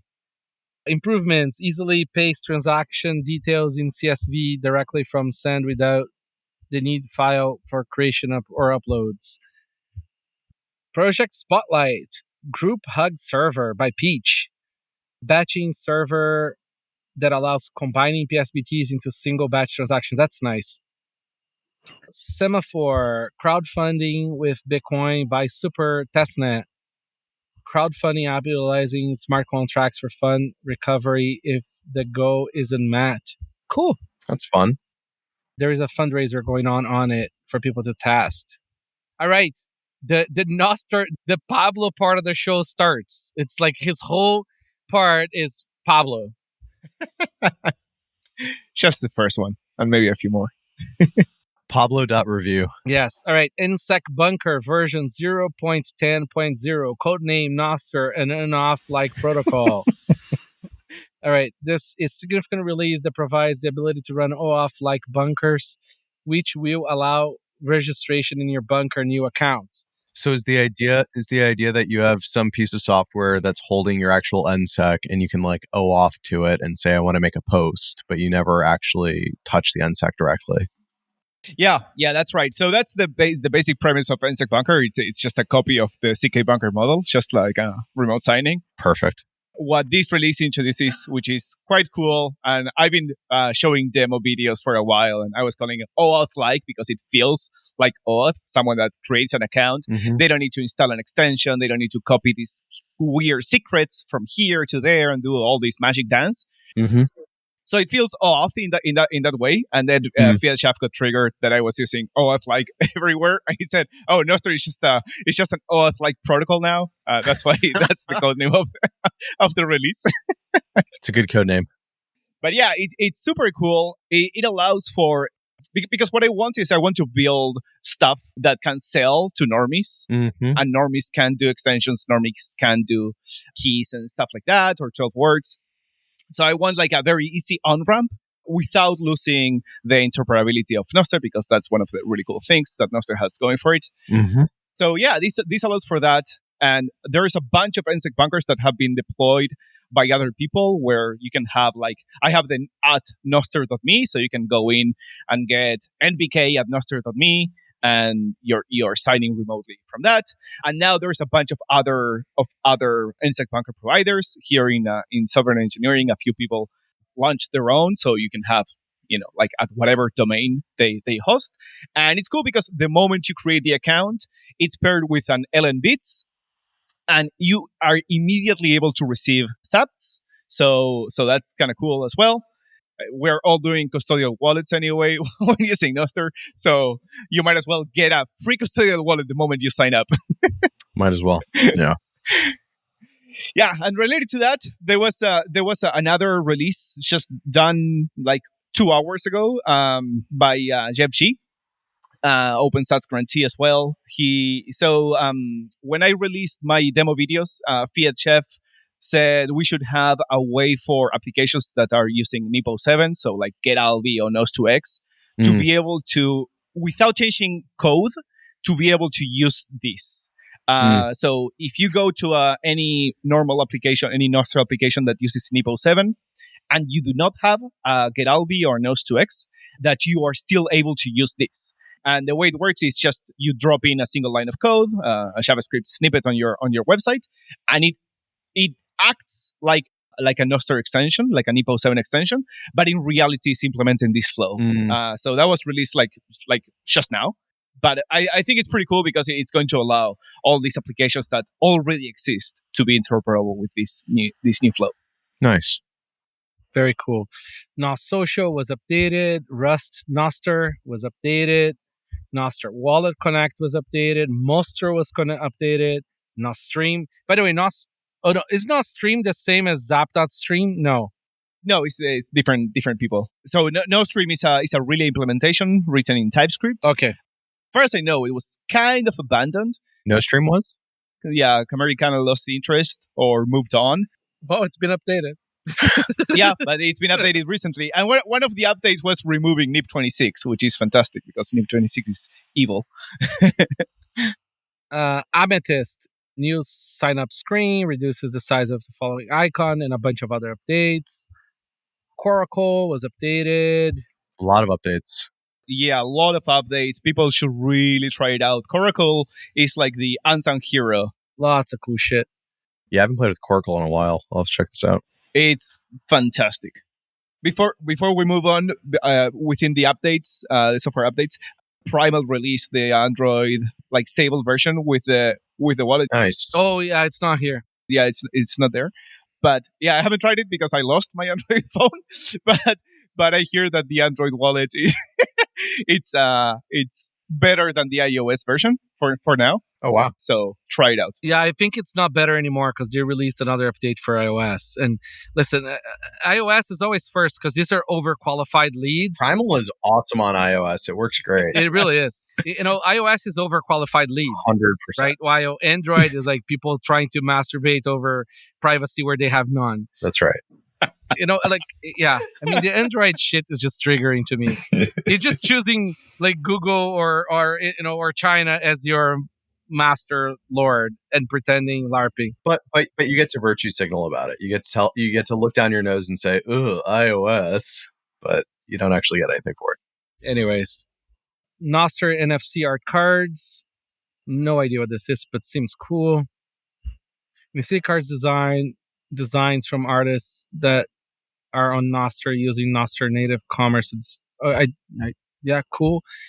Flash, which is LND, Node Management TUI, open source command line too for managing Lightning Network daemons, nodes. It looks like it's on Geyser. It looks like they're raising money to build the tool. Maybe that's what's happening. So folks should check that out. Oh, okay. I see. Nostr image host by SuperTestNet, upload images. That's cool. It's a horrible idea. Yeah, classic SuperTestNet. Yeah. I just love that he tries shit. Yeah. Oh, absolutely. Hermes is definitely not going to get sued. A Lightning address manager with Fedi Mint. There's no way they're going to get sued. Yeah. Yeah. Stargazer, Explore Lyrics, Interpretations, Connected Fans. Very cool. Dumpling without the U. Yeah. Zach is here in software engineering, and I've been telling him that Fluxter is very monetizable. Yeah. It has captured a lot of interest off the gate. He should really go for it, and because I think he also wants to build like a business, and he's just playing around. And I think this is a really good contender. I mean, like, there's a lot of bit devs organizers who get annoyed by meetup.com. Like, that would be a really easy group to go and convert. Like, he should go and there's you might already be in it. There's like a Signal group with like all the bit devs, like meetup organizers, to like share ideas and strategies and stuff. Like, he should get into that group and pitch them all on Flockster. At the park, we host Grassroots Bitcoin. Yeah, I mean, like where we have like 80 Bitcoin meetup organizers come every year. He should just come and present at that. 100%. He should just come and get them on board. Yeah, everybody wants to. I mean, I was just saying this morning on Nostr. The amount of Bitcoiners that are like have Nostr derangement syndrome is really annoying. Yeah, it's super high. And it's annoying. It's not frustrating. It's just annoying. Yeah. Because they're going to come.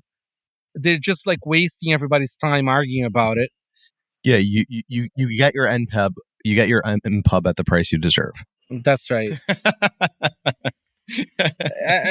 Man, I think like the problem is like it's just the mental model for Bitcoin and Nostr is very differing. It's just too far apart and it's too opposites in too many aspects.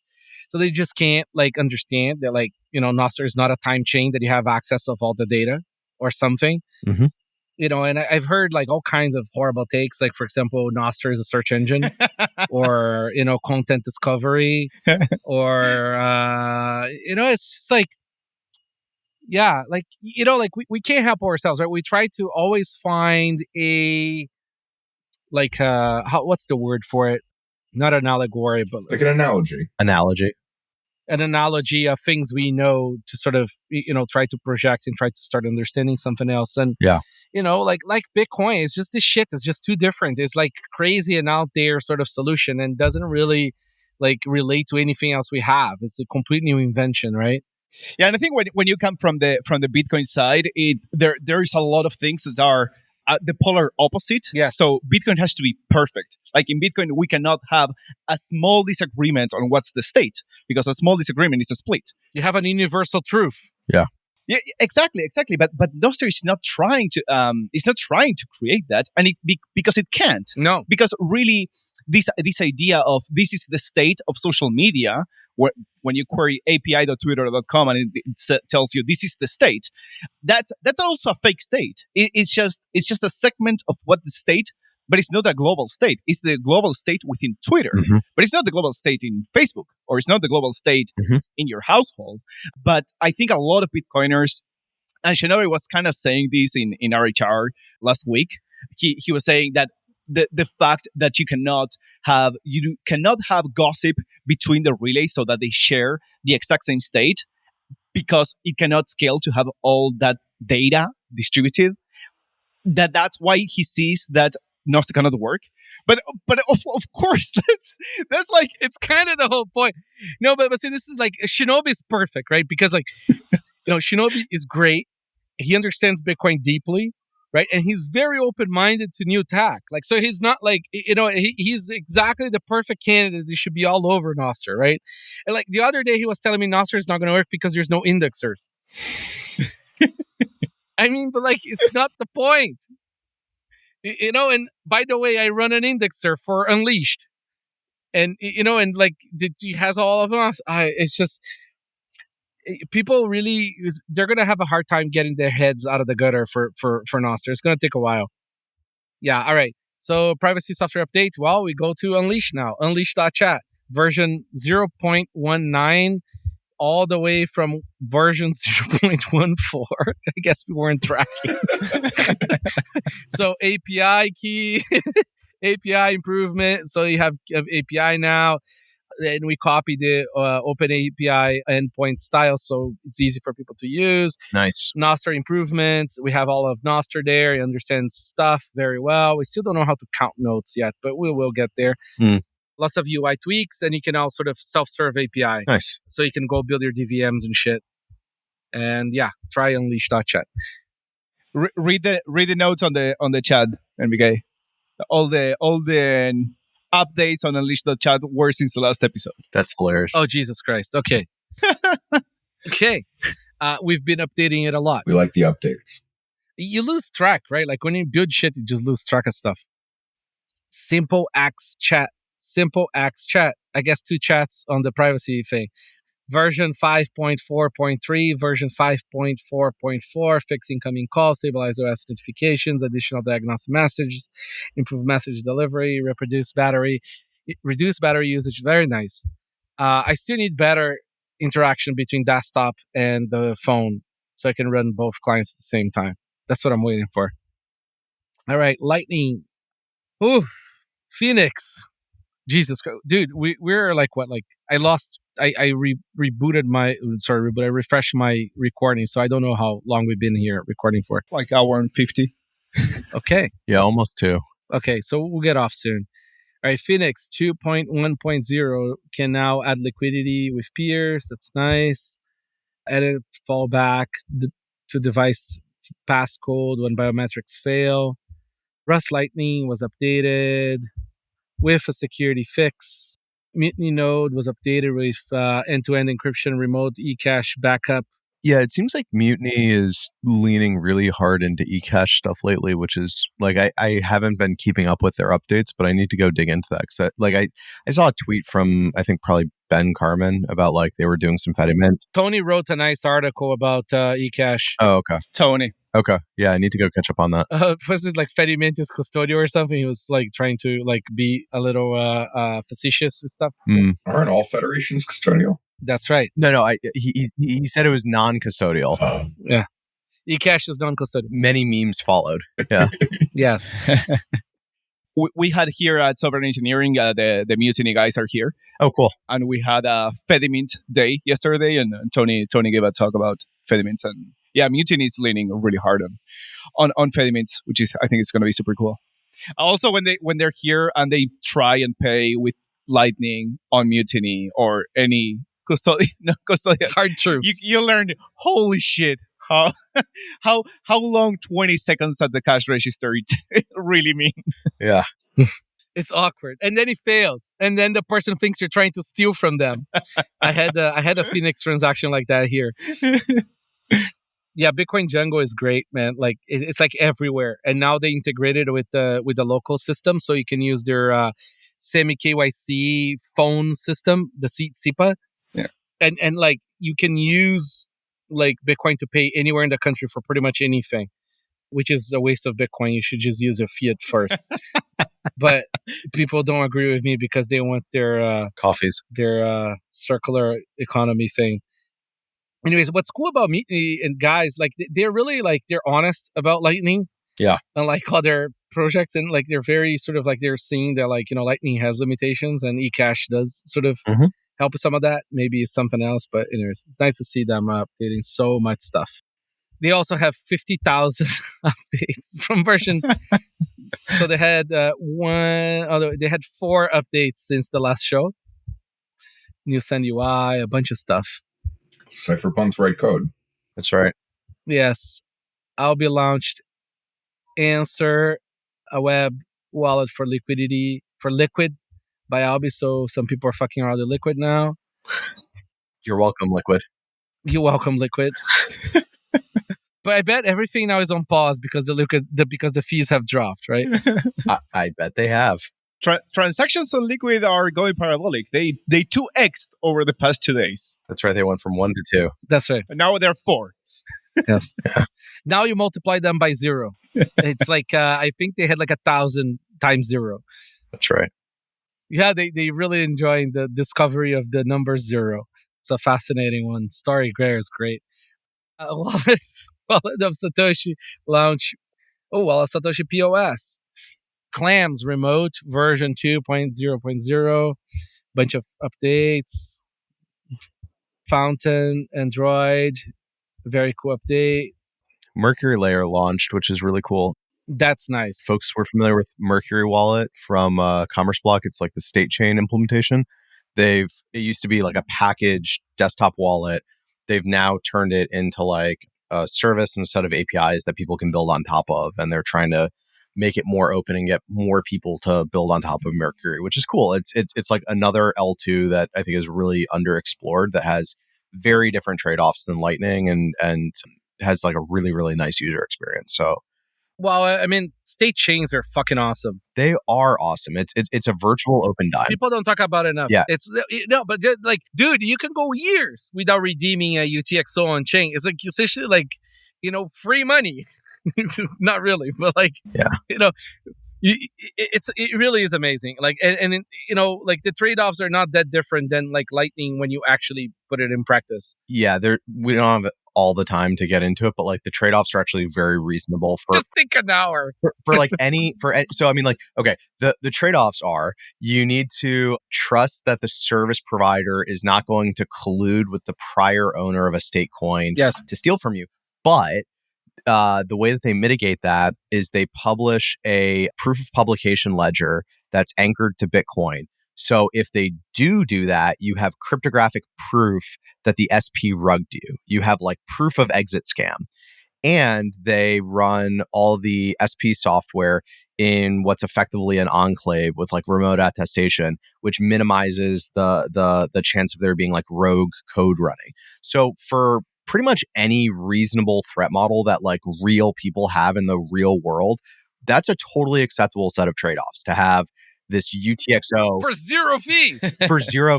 To have this like UTXO that you can pass around off chain with 0 on-chain footprint. Like that's a really good trade-off. 0 fees.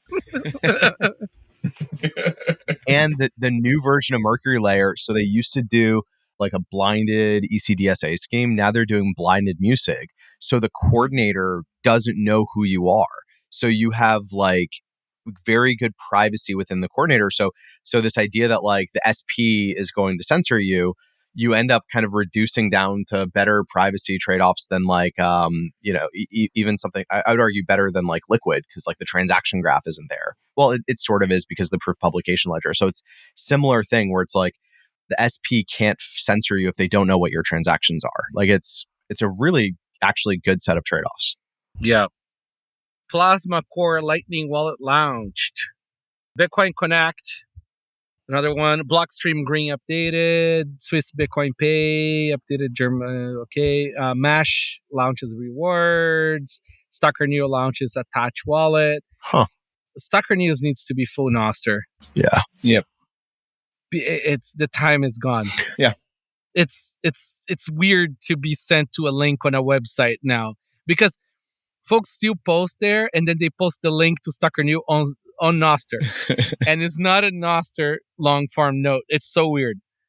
Peer Swap, a web UI. Peer Swap is a protocol enabling that's cool. node runners to execute atomic swaps with their channel partners. Nice. Project Spotlight, Aqua Wallet, Fiat Link by Breeze, Opago, Lightning POS Terminal, Nut Band. I read Nut Bag. A post-fiat apocalypse cashew client. Oh, so it is a nutbag working over reticulum. So you put your nuts in the reticulum. I think this is the like the cashew over radio project. Yes. Yeah. So I think you can like send it over radio. Very cool. Yeah. Autonode, a cloud init template for building Bitcoin nodes automatically. Oh, that's cool. Oh, that's nice. Fuck. Why Raspberry Pi is even listed here? To make sure MBK is still awake. I know, right? Bitcoin voucher bot, a Telegram bot for purchasing Bitcoin received directly in your Albi Lightning. Oh, nice. Sats for ads, Lightning weather app, demonstration of L402 API. Oh man, 402 is such like a, can we just fully co-opt the 402 on the DNS level so that so then we can, just enforce it with Lightning? Is there anybody doing that? Because you can do it. It's just an HTTP error. Yeah, like Lightning Labs had a project. I forget what it's called, but they had a project where it was like a little piece of middleware that you could send back a 402 with an invoice, and then when you paid it, you got an API key. Yeah. But I don't think it got any real traction. Because that's what we're doing with like Unleashed. Like you just pay to play but it sucks that it's not a 402 error. Like that would be amazing. Yeah. Plus I own 402.lol. NVK is just trying to pump his domain bags. That's right. Everyone is a scammer. NFT. Thank you, Pierre. No, it was Beatstein who said it. Marina Wallet, Liquid Network browser extension. All right. We're the boost part of the show. Thanks everyone who streamed sats, and shout outs to our top boosters. Gary Krause, he slapped during the show. I love Gary. I hear Craig Raw, I boost. Sour useful, super useful. Appreciate. Oh, it's supposed to be super useful. So super useful. You and your gas, Johnny. That's QXOTK. Vic, Bitcoin is exciting, and there is always so much happening. Thanks, Vic. Wartime. Thanks. Cheers, heart. Now we get into the Bitcoin Up Talk. I'm going to read every single detail. Just kidding. Oh my god. Is there anything? Well, there is LN Hans here. How about we do a quick sort of little mini discussion here on a couple things, and if anyone needs to go, we can say goodbye. It's all good. But I think there's a lot happening, so it's worth a little chit chat. All right, so I really like. Please, people, stop bike shedding the new opcode for covenants. I beg you. All we need is vaults if CTV is good enough. It's going to provide us like an insane amount of actual functionality, and it's going to protect people's sats on chain, and it's going to do a lot of interesting shit. And CTV can also give some congestion control. And it's going to defund BitGo. So if you want to see BitGo go. Yeah, and in all honesty, like I am generally like I love Lightning. I love the Lightning people. I'm generally tired of like every discussion about Bitcoin change being like with the main sort of the main carrier or sort of like the main driver being Lightning scaling, sort of like, yeah, just one more thing that was going to make Lightning great. Yeah. It's true. We improve. CTV would improve Lightning too. Yeah. But like, I want us to sort of go back to focusing a little bit more on chain shit, be an on-chain boomer, bunker coin, because like the future depends on it. Otherwise, it's just nothing's going to change. We're not going to have any updates on Bitcoin.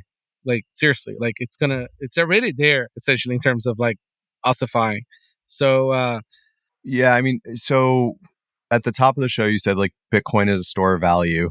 I think Bitcoin has showed good product market fit so far as like a store of value. Like people buy Bitcoin today to use it as a store of value because it's like a hard speculative asset, right? Like the price continues to go up over time. People can't take it from you. You can send it wherever you want. Like that's what it's really good for. Vaults make that use case better, right? So like vaults take the thing that people want to buy Bitcoin for right now and like it makes it better. There's a lot of improvements to Lightning that we could make, but whether or not Lightning ends up having substantial product market fit as like payments technology, I think is still like TBD. And I personally, and maybe other people have, and you can like send me links about it, I haven't seen worked out, implemented examples of how any of these proposals are going to make Lightning better at the things that Lightning is struggling with. Like everybody's very excited about LN symmetry, and Instagibbs actually went and built, to his everlasting credit, Instagibbs actually went and implemented LN symmetry using APO on Inquisition. So like he actually did the work and like did it. But the thing that LN symmetry really helps with is it helps to simplify the state model for Lightning, which, I think in the future is going to make it easier to have like multi-party Lightning channels. But like that's a whole new protocol that like nobody's built out yet. And it helps make the amount of state that you have to keep per channel be constant instead of growing linearly over time. That's like important to do. But I feel like the big challenges that people have with non-custodial Lightning right now are offline receive and inbound liquidity.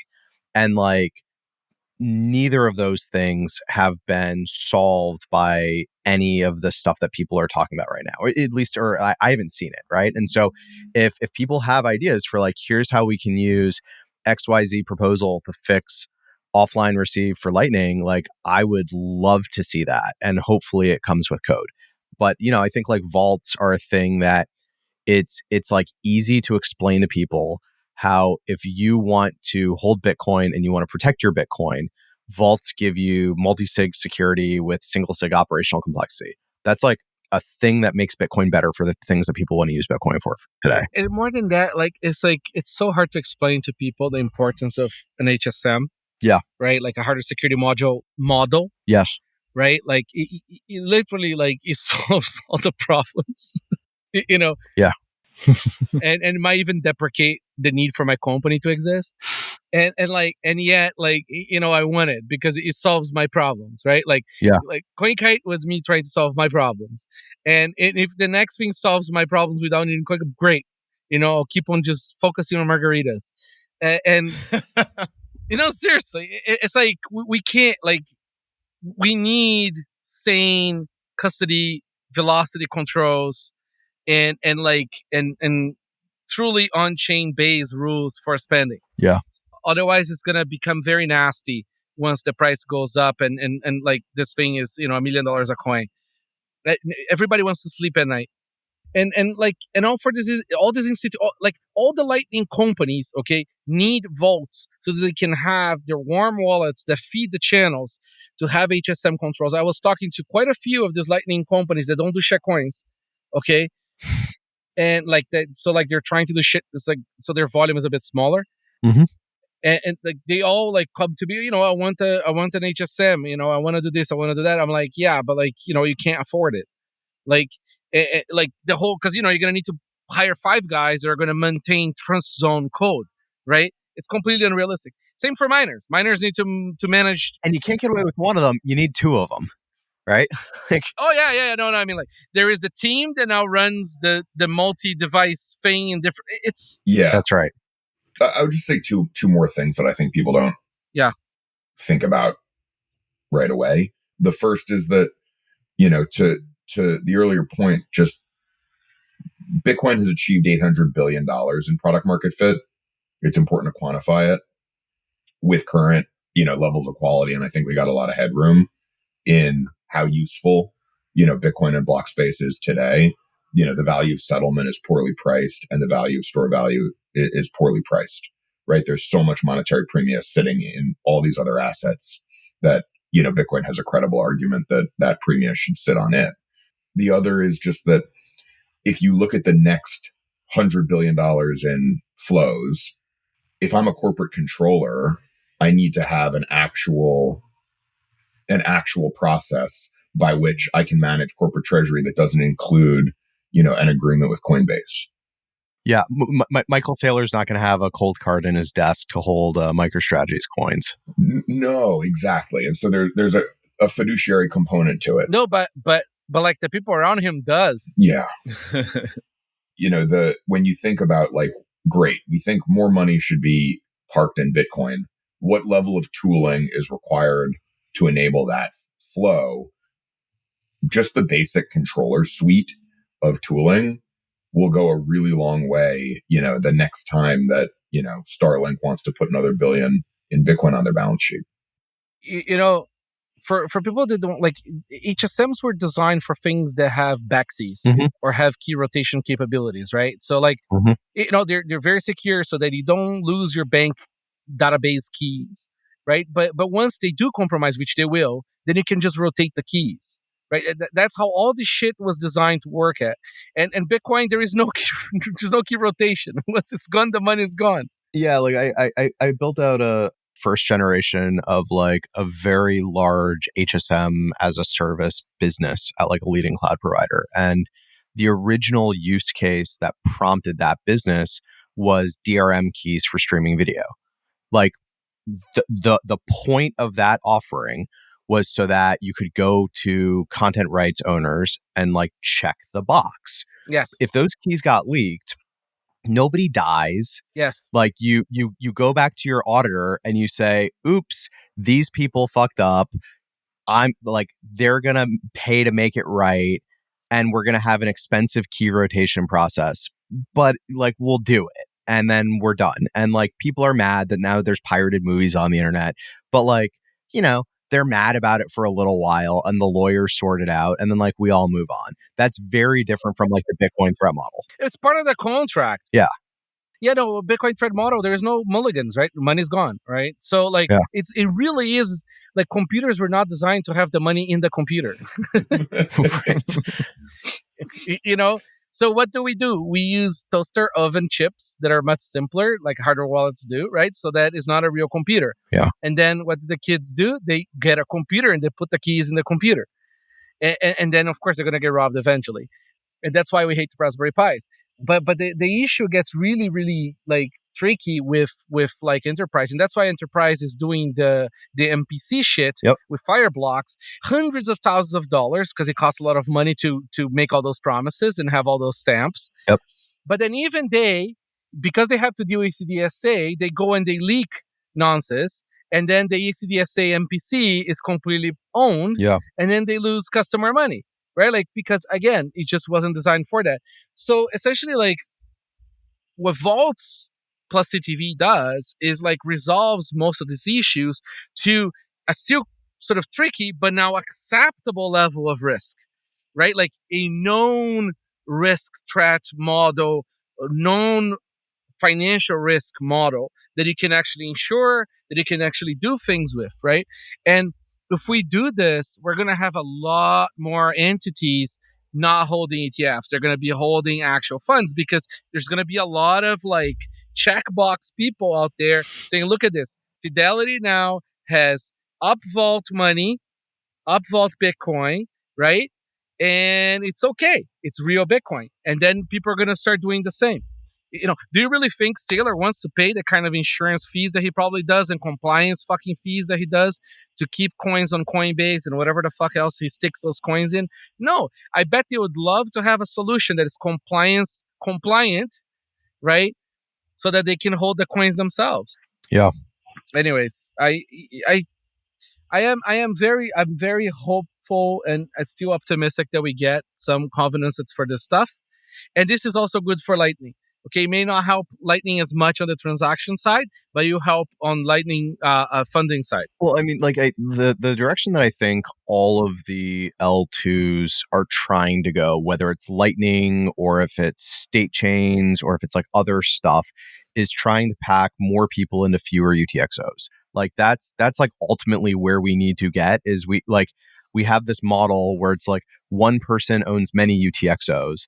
We need to eventually get to a model where many people own one UTXO and they have unilateral exit so that like if, me and Harry and Pablo all share a UTXO, like I can leave without stealing Pablo's money. Like that's where we need to get. But I think one of the lessons that hopefully we've learned over the last couple of years is that having a theoretical design for something doesn't mean that it's going to be a practical protocol that like survives in the real world and actually works with like consumer operating environments.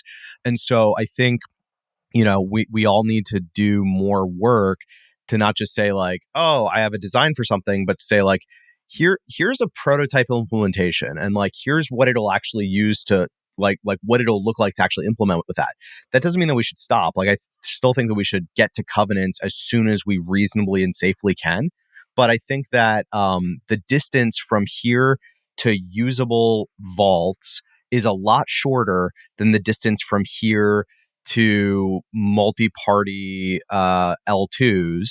We should be working on both of them in parallel, but I don't think we should be like holding up any progress until we get that perfect. I think we should be like moving along the way. James wrote all the code. Yeah, James has a working vault implementation. With tests. You can run it yourself. You can run opvault like on your desktop right now. And it works great. I agree with that. I was talking to James, and like he didn't have enough examples. I think people just don't fucking get it. So what I told him to do is like go through all the examples on nsecBunker of all the things you could do with an HSM, and just emulate them and show them like how you do that with vaults, and people get it. You're making a related point to what I'm thinking about, which is that everything we just talked about is all supply side discussion. We have not talked about demand side discussion yet. Yes. And that's a great point. Exactly. Great. Like I know very clearly that the supply side is going to be achievable. Unless they're married to a demand side of this product, then we're going to live in Binance Lightning land. Yeah. Yeah. I think that's right. And I think, like that's a really excellent point. And something that I made a comment earlier about, I think a lot of times we get stuck in a sort of academic trap of like, prove something theoretically works and then sort of like move on to the next theoretically hard problem. Exactly. That's core. and like something that like I've had to learn in my career the hard way is that taking a theoretical idea and moving it to an actual product is like 95% of the work. And I think, for Bitcoin, like for better or worse, the thing that's gotten the most product market fit is buying Bitcoin and holding it for a long time as a speculative store of value, because like that's worked really well. It works. And there hasn't been a whole lot of like going and meeting customers and users where they are and like putting a thing in their hands that works, because like that just like hasn't happened a lot in a lot of parts of Bitcoin. And the thing is that the solutions that the problems that these solutions like CTV and opvault and these things bring to the table are such important problems to be fixed that they've been fixed in different ways, just off chain, just fireblocks. It's like an op CTV. It's just incredibly efficient, but it's a trade-off that people are already doing, and they already know what the risk is. Yeah. Whereas a shared UTXO model, you have no idea what happens when that touch. At what point is my UTXO non-economical? Yeah. Like, oh, sure, I can spend this shared UTXO, but at some point in the free market, that UTXO becomes uneconomical to me. So I basically got rugged. So, Pablo, the problem is people are using something like a possible 10x fee environment. They should be using 100. Mm-hmm. Like at least like 100x what we have right now should be the minimum model you use to think about anything Bitcoin, right? And that's still very bare. I'm in the middle of a bet, and I want your guys' perspective on which side of the bet that you would take. I won't tell you which side I'm on, but you might be able to guess. Okay. I bet that we will see a 50 Bitcoin or more miner payout from a single block in this coming epoch. Yes. Yeah, sure. Yeah. So I am not, that's the side of the bet I'm on. A lot of people at the mining summit did not agree with me. And this was a hotly debated topic. I just think it's obvious. It's because everybody's a bear. They're all bears. Again, it's a bunch of, but people can't understand exponential, right? Like our brains can't. Yeah. Right? We can't visualize it. Okay, so here's like some fun things just to noodle on, right? That are just like, the market is getting bigger and weirder as time goes on, which is great. Like Bitcoin should be fun and weird, and it is continuing to get weirder, right? So, we talked earlier about like inscriptions and BRC20 shitcoins. There's a whole market that's been developing around like rare and exotic sats, right? When the halving happens, the first sat in that block, oh my God, it's going to be worth a lot. Is going to be worth a shitload of money, which like there, I don't know if it's going to be worth enough money to incentivize like reworks, but every 6 halvings, the halving and the difficulty adjustment line up. That actually doesn't happen every cycle. That only happens every 6 halvings. When that happens, that first sat is going to be of a rarity tier that has never existed before. So like that thing is going to go for like insane amounts of money. So like there's these like new incentive. You know the best part of all this? Sats don't exist. Sats don't exist. It's all made up. But like people are still going to do weird shit that's going to drive up fees. And so like one of the things that I was talking to some ordinals enjoyers about is around, numbers like 1 million, 10 million, whatever. There's a big bidding war to like try to get your inscription into a block. I think the block, when the halving happens, is going to have a shitload of fees dumped into it because everybody's going to want to inscribe a collection on that block. Nothing would make me happier than winning my bet the first block of the epoch. That would be amazing. Totally possible. You know what? Within the helm of reason. It's basically 12,000 sats per V-byte. Because we already have this in normal halvings, right? Everybody wants to get their little op return in there. 100%. Yes. What people don't get, it's like, the male urge to write your name in cement. When somebody puts a fresh sidewalk, there is a male urge to just put that stick there and write your fucking initials, right? Like nobody can resist it. Nobody can. People do that in countries where it's a dictatorship and you get murdered if you do it, and people still fucking do it, right? Like, absolutely. This is like 10x and it's portable. You can take the sidewalk with you. And you can make money out of it. You can do it anonymously from anywhere in the world with an internet connection. You can make money with it and it will be there forever, right? Like how could you not? Yeah, I mean, so anyways, like it's, I think people really, really underestimate where the fee market is going to go. Like 4 megabytes is very, very little. Tiny. It's less than one song on Spotify. It's very, very, very little. Okay. Yeah. Like there is a lot of people in the world. And even more than, excuse me, they're inelastic buyers of block space. Yes. Right? They're not elastic at $100. Yes. Yeah. They're not elastic at $500. These are people all over the world making enormous economic consequential transactions that are inelastic to a point that we don't know. Yes. Well, and like, so there's like big whales out there that, like moving this amount of money, it just doesn't matter like what the fee is.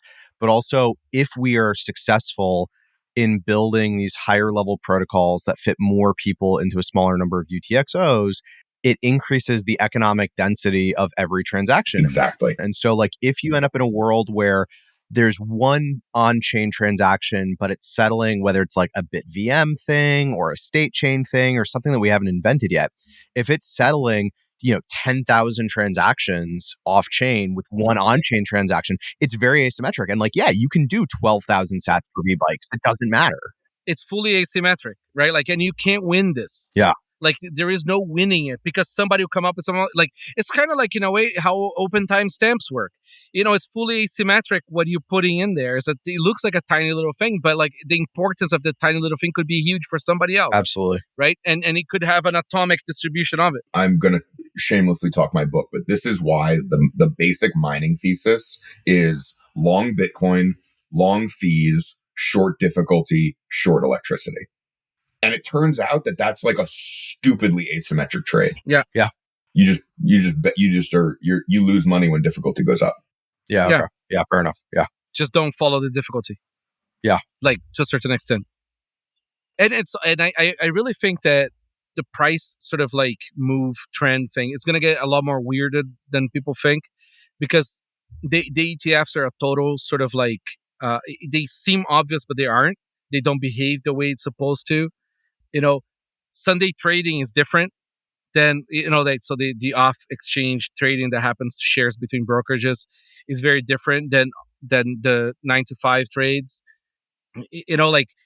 the big pockets are going to come with proper buy strategies, right? So they're not going to be moving the price the way people think because they're not idiots. Well, and like the ETF is another example of like a very asymmetric and price insensitive buyer of block space. Yes. Like I keep kind of trolling people that like ETFs are the layer 2s that a lot of the filter boys like should actually be using that layer 2. Yes. And it's the same thing where it's like if you've got to settle like ETF NAV, reconciliation volume, it doesn't really matter what the fee rate is. Like you're gonna have to buy. You're making that transaction, and they could be found short too. What people don't understand is that there's a huge amount of revenue associated with being compliant on your base chain settlement, and so yes, you're going to pay the rate because you're generating a huge amount of revenue out of that. Absolutely. Here's a fun one. So in December, I wanted to consolidate the UTXOs into treasury account for the company because it makes accounting a lot easier, right? So I was willing to pay a lot more to consolidate all these UTXOs for that last few weeks of sales and whatever, right? Like it costed like more than I would ever pay for that because it's like a fucking waste of money. But at the same time, the accounting cost of not doing that, right? It's like you're gonna spend that money anyway. You can either give it to miners or give it to your accountant, and like I'd rather give it to the miners. Exactly. It's like like people like don't seem to sort of like understand that like you may think but you don't. You don't know why people are making the moves that they're moving, and it could be stupid reasons. Yeah, right? It could be mandated by court. The court says you have to have this transaction settled by that day, or you fucking lose everything else. Yep. Right? Like, and you're gonna make it. The law will insert itself into Bitcoin in ways that we cannot comprehend with on-chain analysis. Yeah, dude, and like I would much rather pay transaction fees than go to jail, like every day of the week. Of course. Everyone. And then there is the scammers and the hackers. The hackers who send 90% to the fee. Yeah. And just take the 10%. Yeah. Because it's 10% they just made of money. Yeah. Like that, there was just recently, right? That one hack that happened and... Yep. He sent like 80 Bitcoin in fee to make 60 Bitcoin in ill-gotten gains. And like, yeah, I mean, another thing is I'm really interested in, new L2s, whether it's extensions to Lightning or net new stuff or extensions to state chains that let us fit more people into smaller UTXOs. And I think people really do not understand what the fee dynamics are going to be when one on-chain transaction is the movement of 10 or 100 or 1,000 people's money. Like, I think Harry's going to win his bet. I don't know when in the cycle it's going to be, but fees are going to be a lot higher. And if your plan for Bitcoin is predicated on 1 sat per VByte, like you're going to have a really, really rough 4 years. And with that, sirs, what a fantastic conversation this was. Any final thoughts, Mr. Harry? Just thank God for Bitcoin. If I wasn't working on this, I'd be like in some horrible software sales role, like miserable, waiting to die. And Bitcoin changed my life, and I'll never forget, and I'll never stop working on it. Amen. Pablo, sort of building on top of that. I see, since I'm on the on the Nostr cabal here, there's the niche of the niche. The niche of the 2,000 users. There's a misconception among people building stuff on Nostr that because it's open data and it's portable and all that you cannot create very profitable businesses. Closed.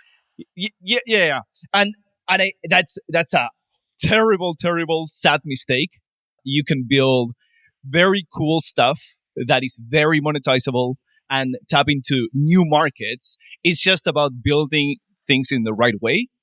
And one of the things that I've been seeing a lot in the conversations that I've been having in the past few weeks is there are very right ways of building things and the very wrong way of building things. A bunch of things that could be built in the past will fail in the future. So it's about knowing how to build and what can be built. But there is a lot of money to be made. So entrepreneurs, fucking wake up. Yeah, I mean, like, dude, it's like the Unleash thing, right? Like, it's like, it's like meager profit, but it's profit. Like, it's sats and it's Nostr.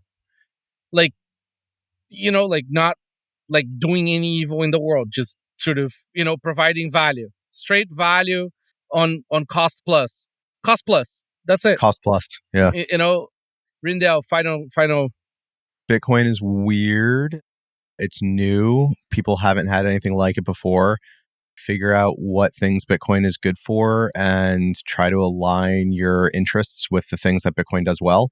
And if you try to fight against the things that Bitcoin does well, you're going to have a bad time.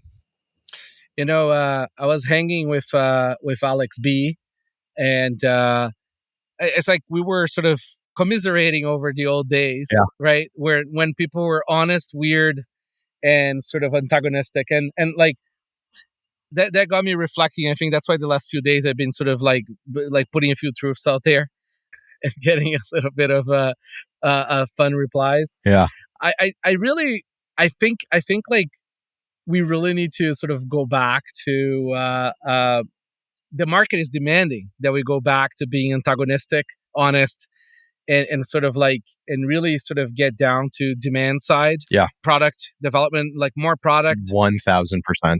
Less science, more product.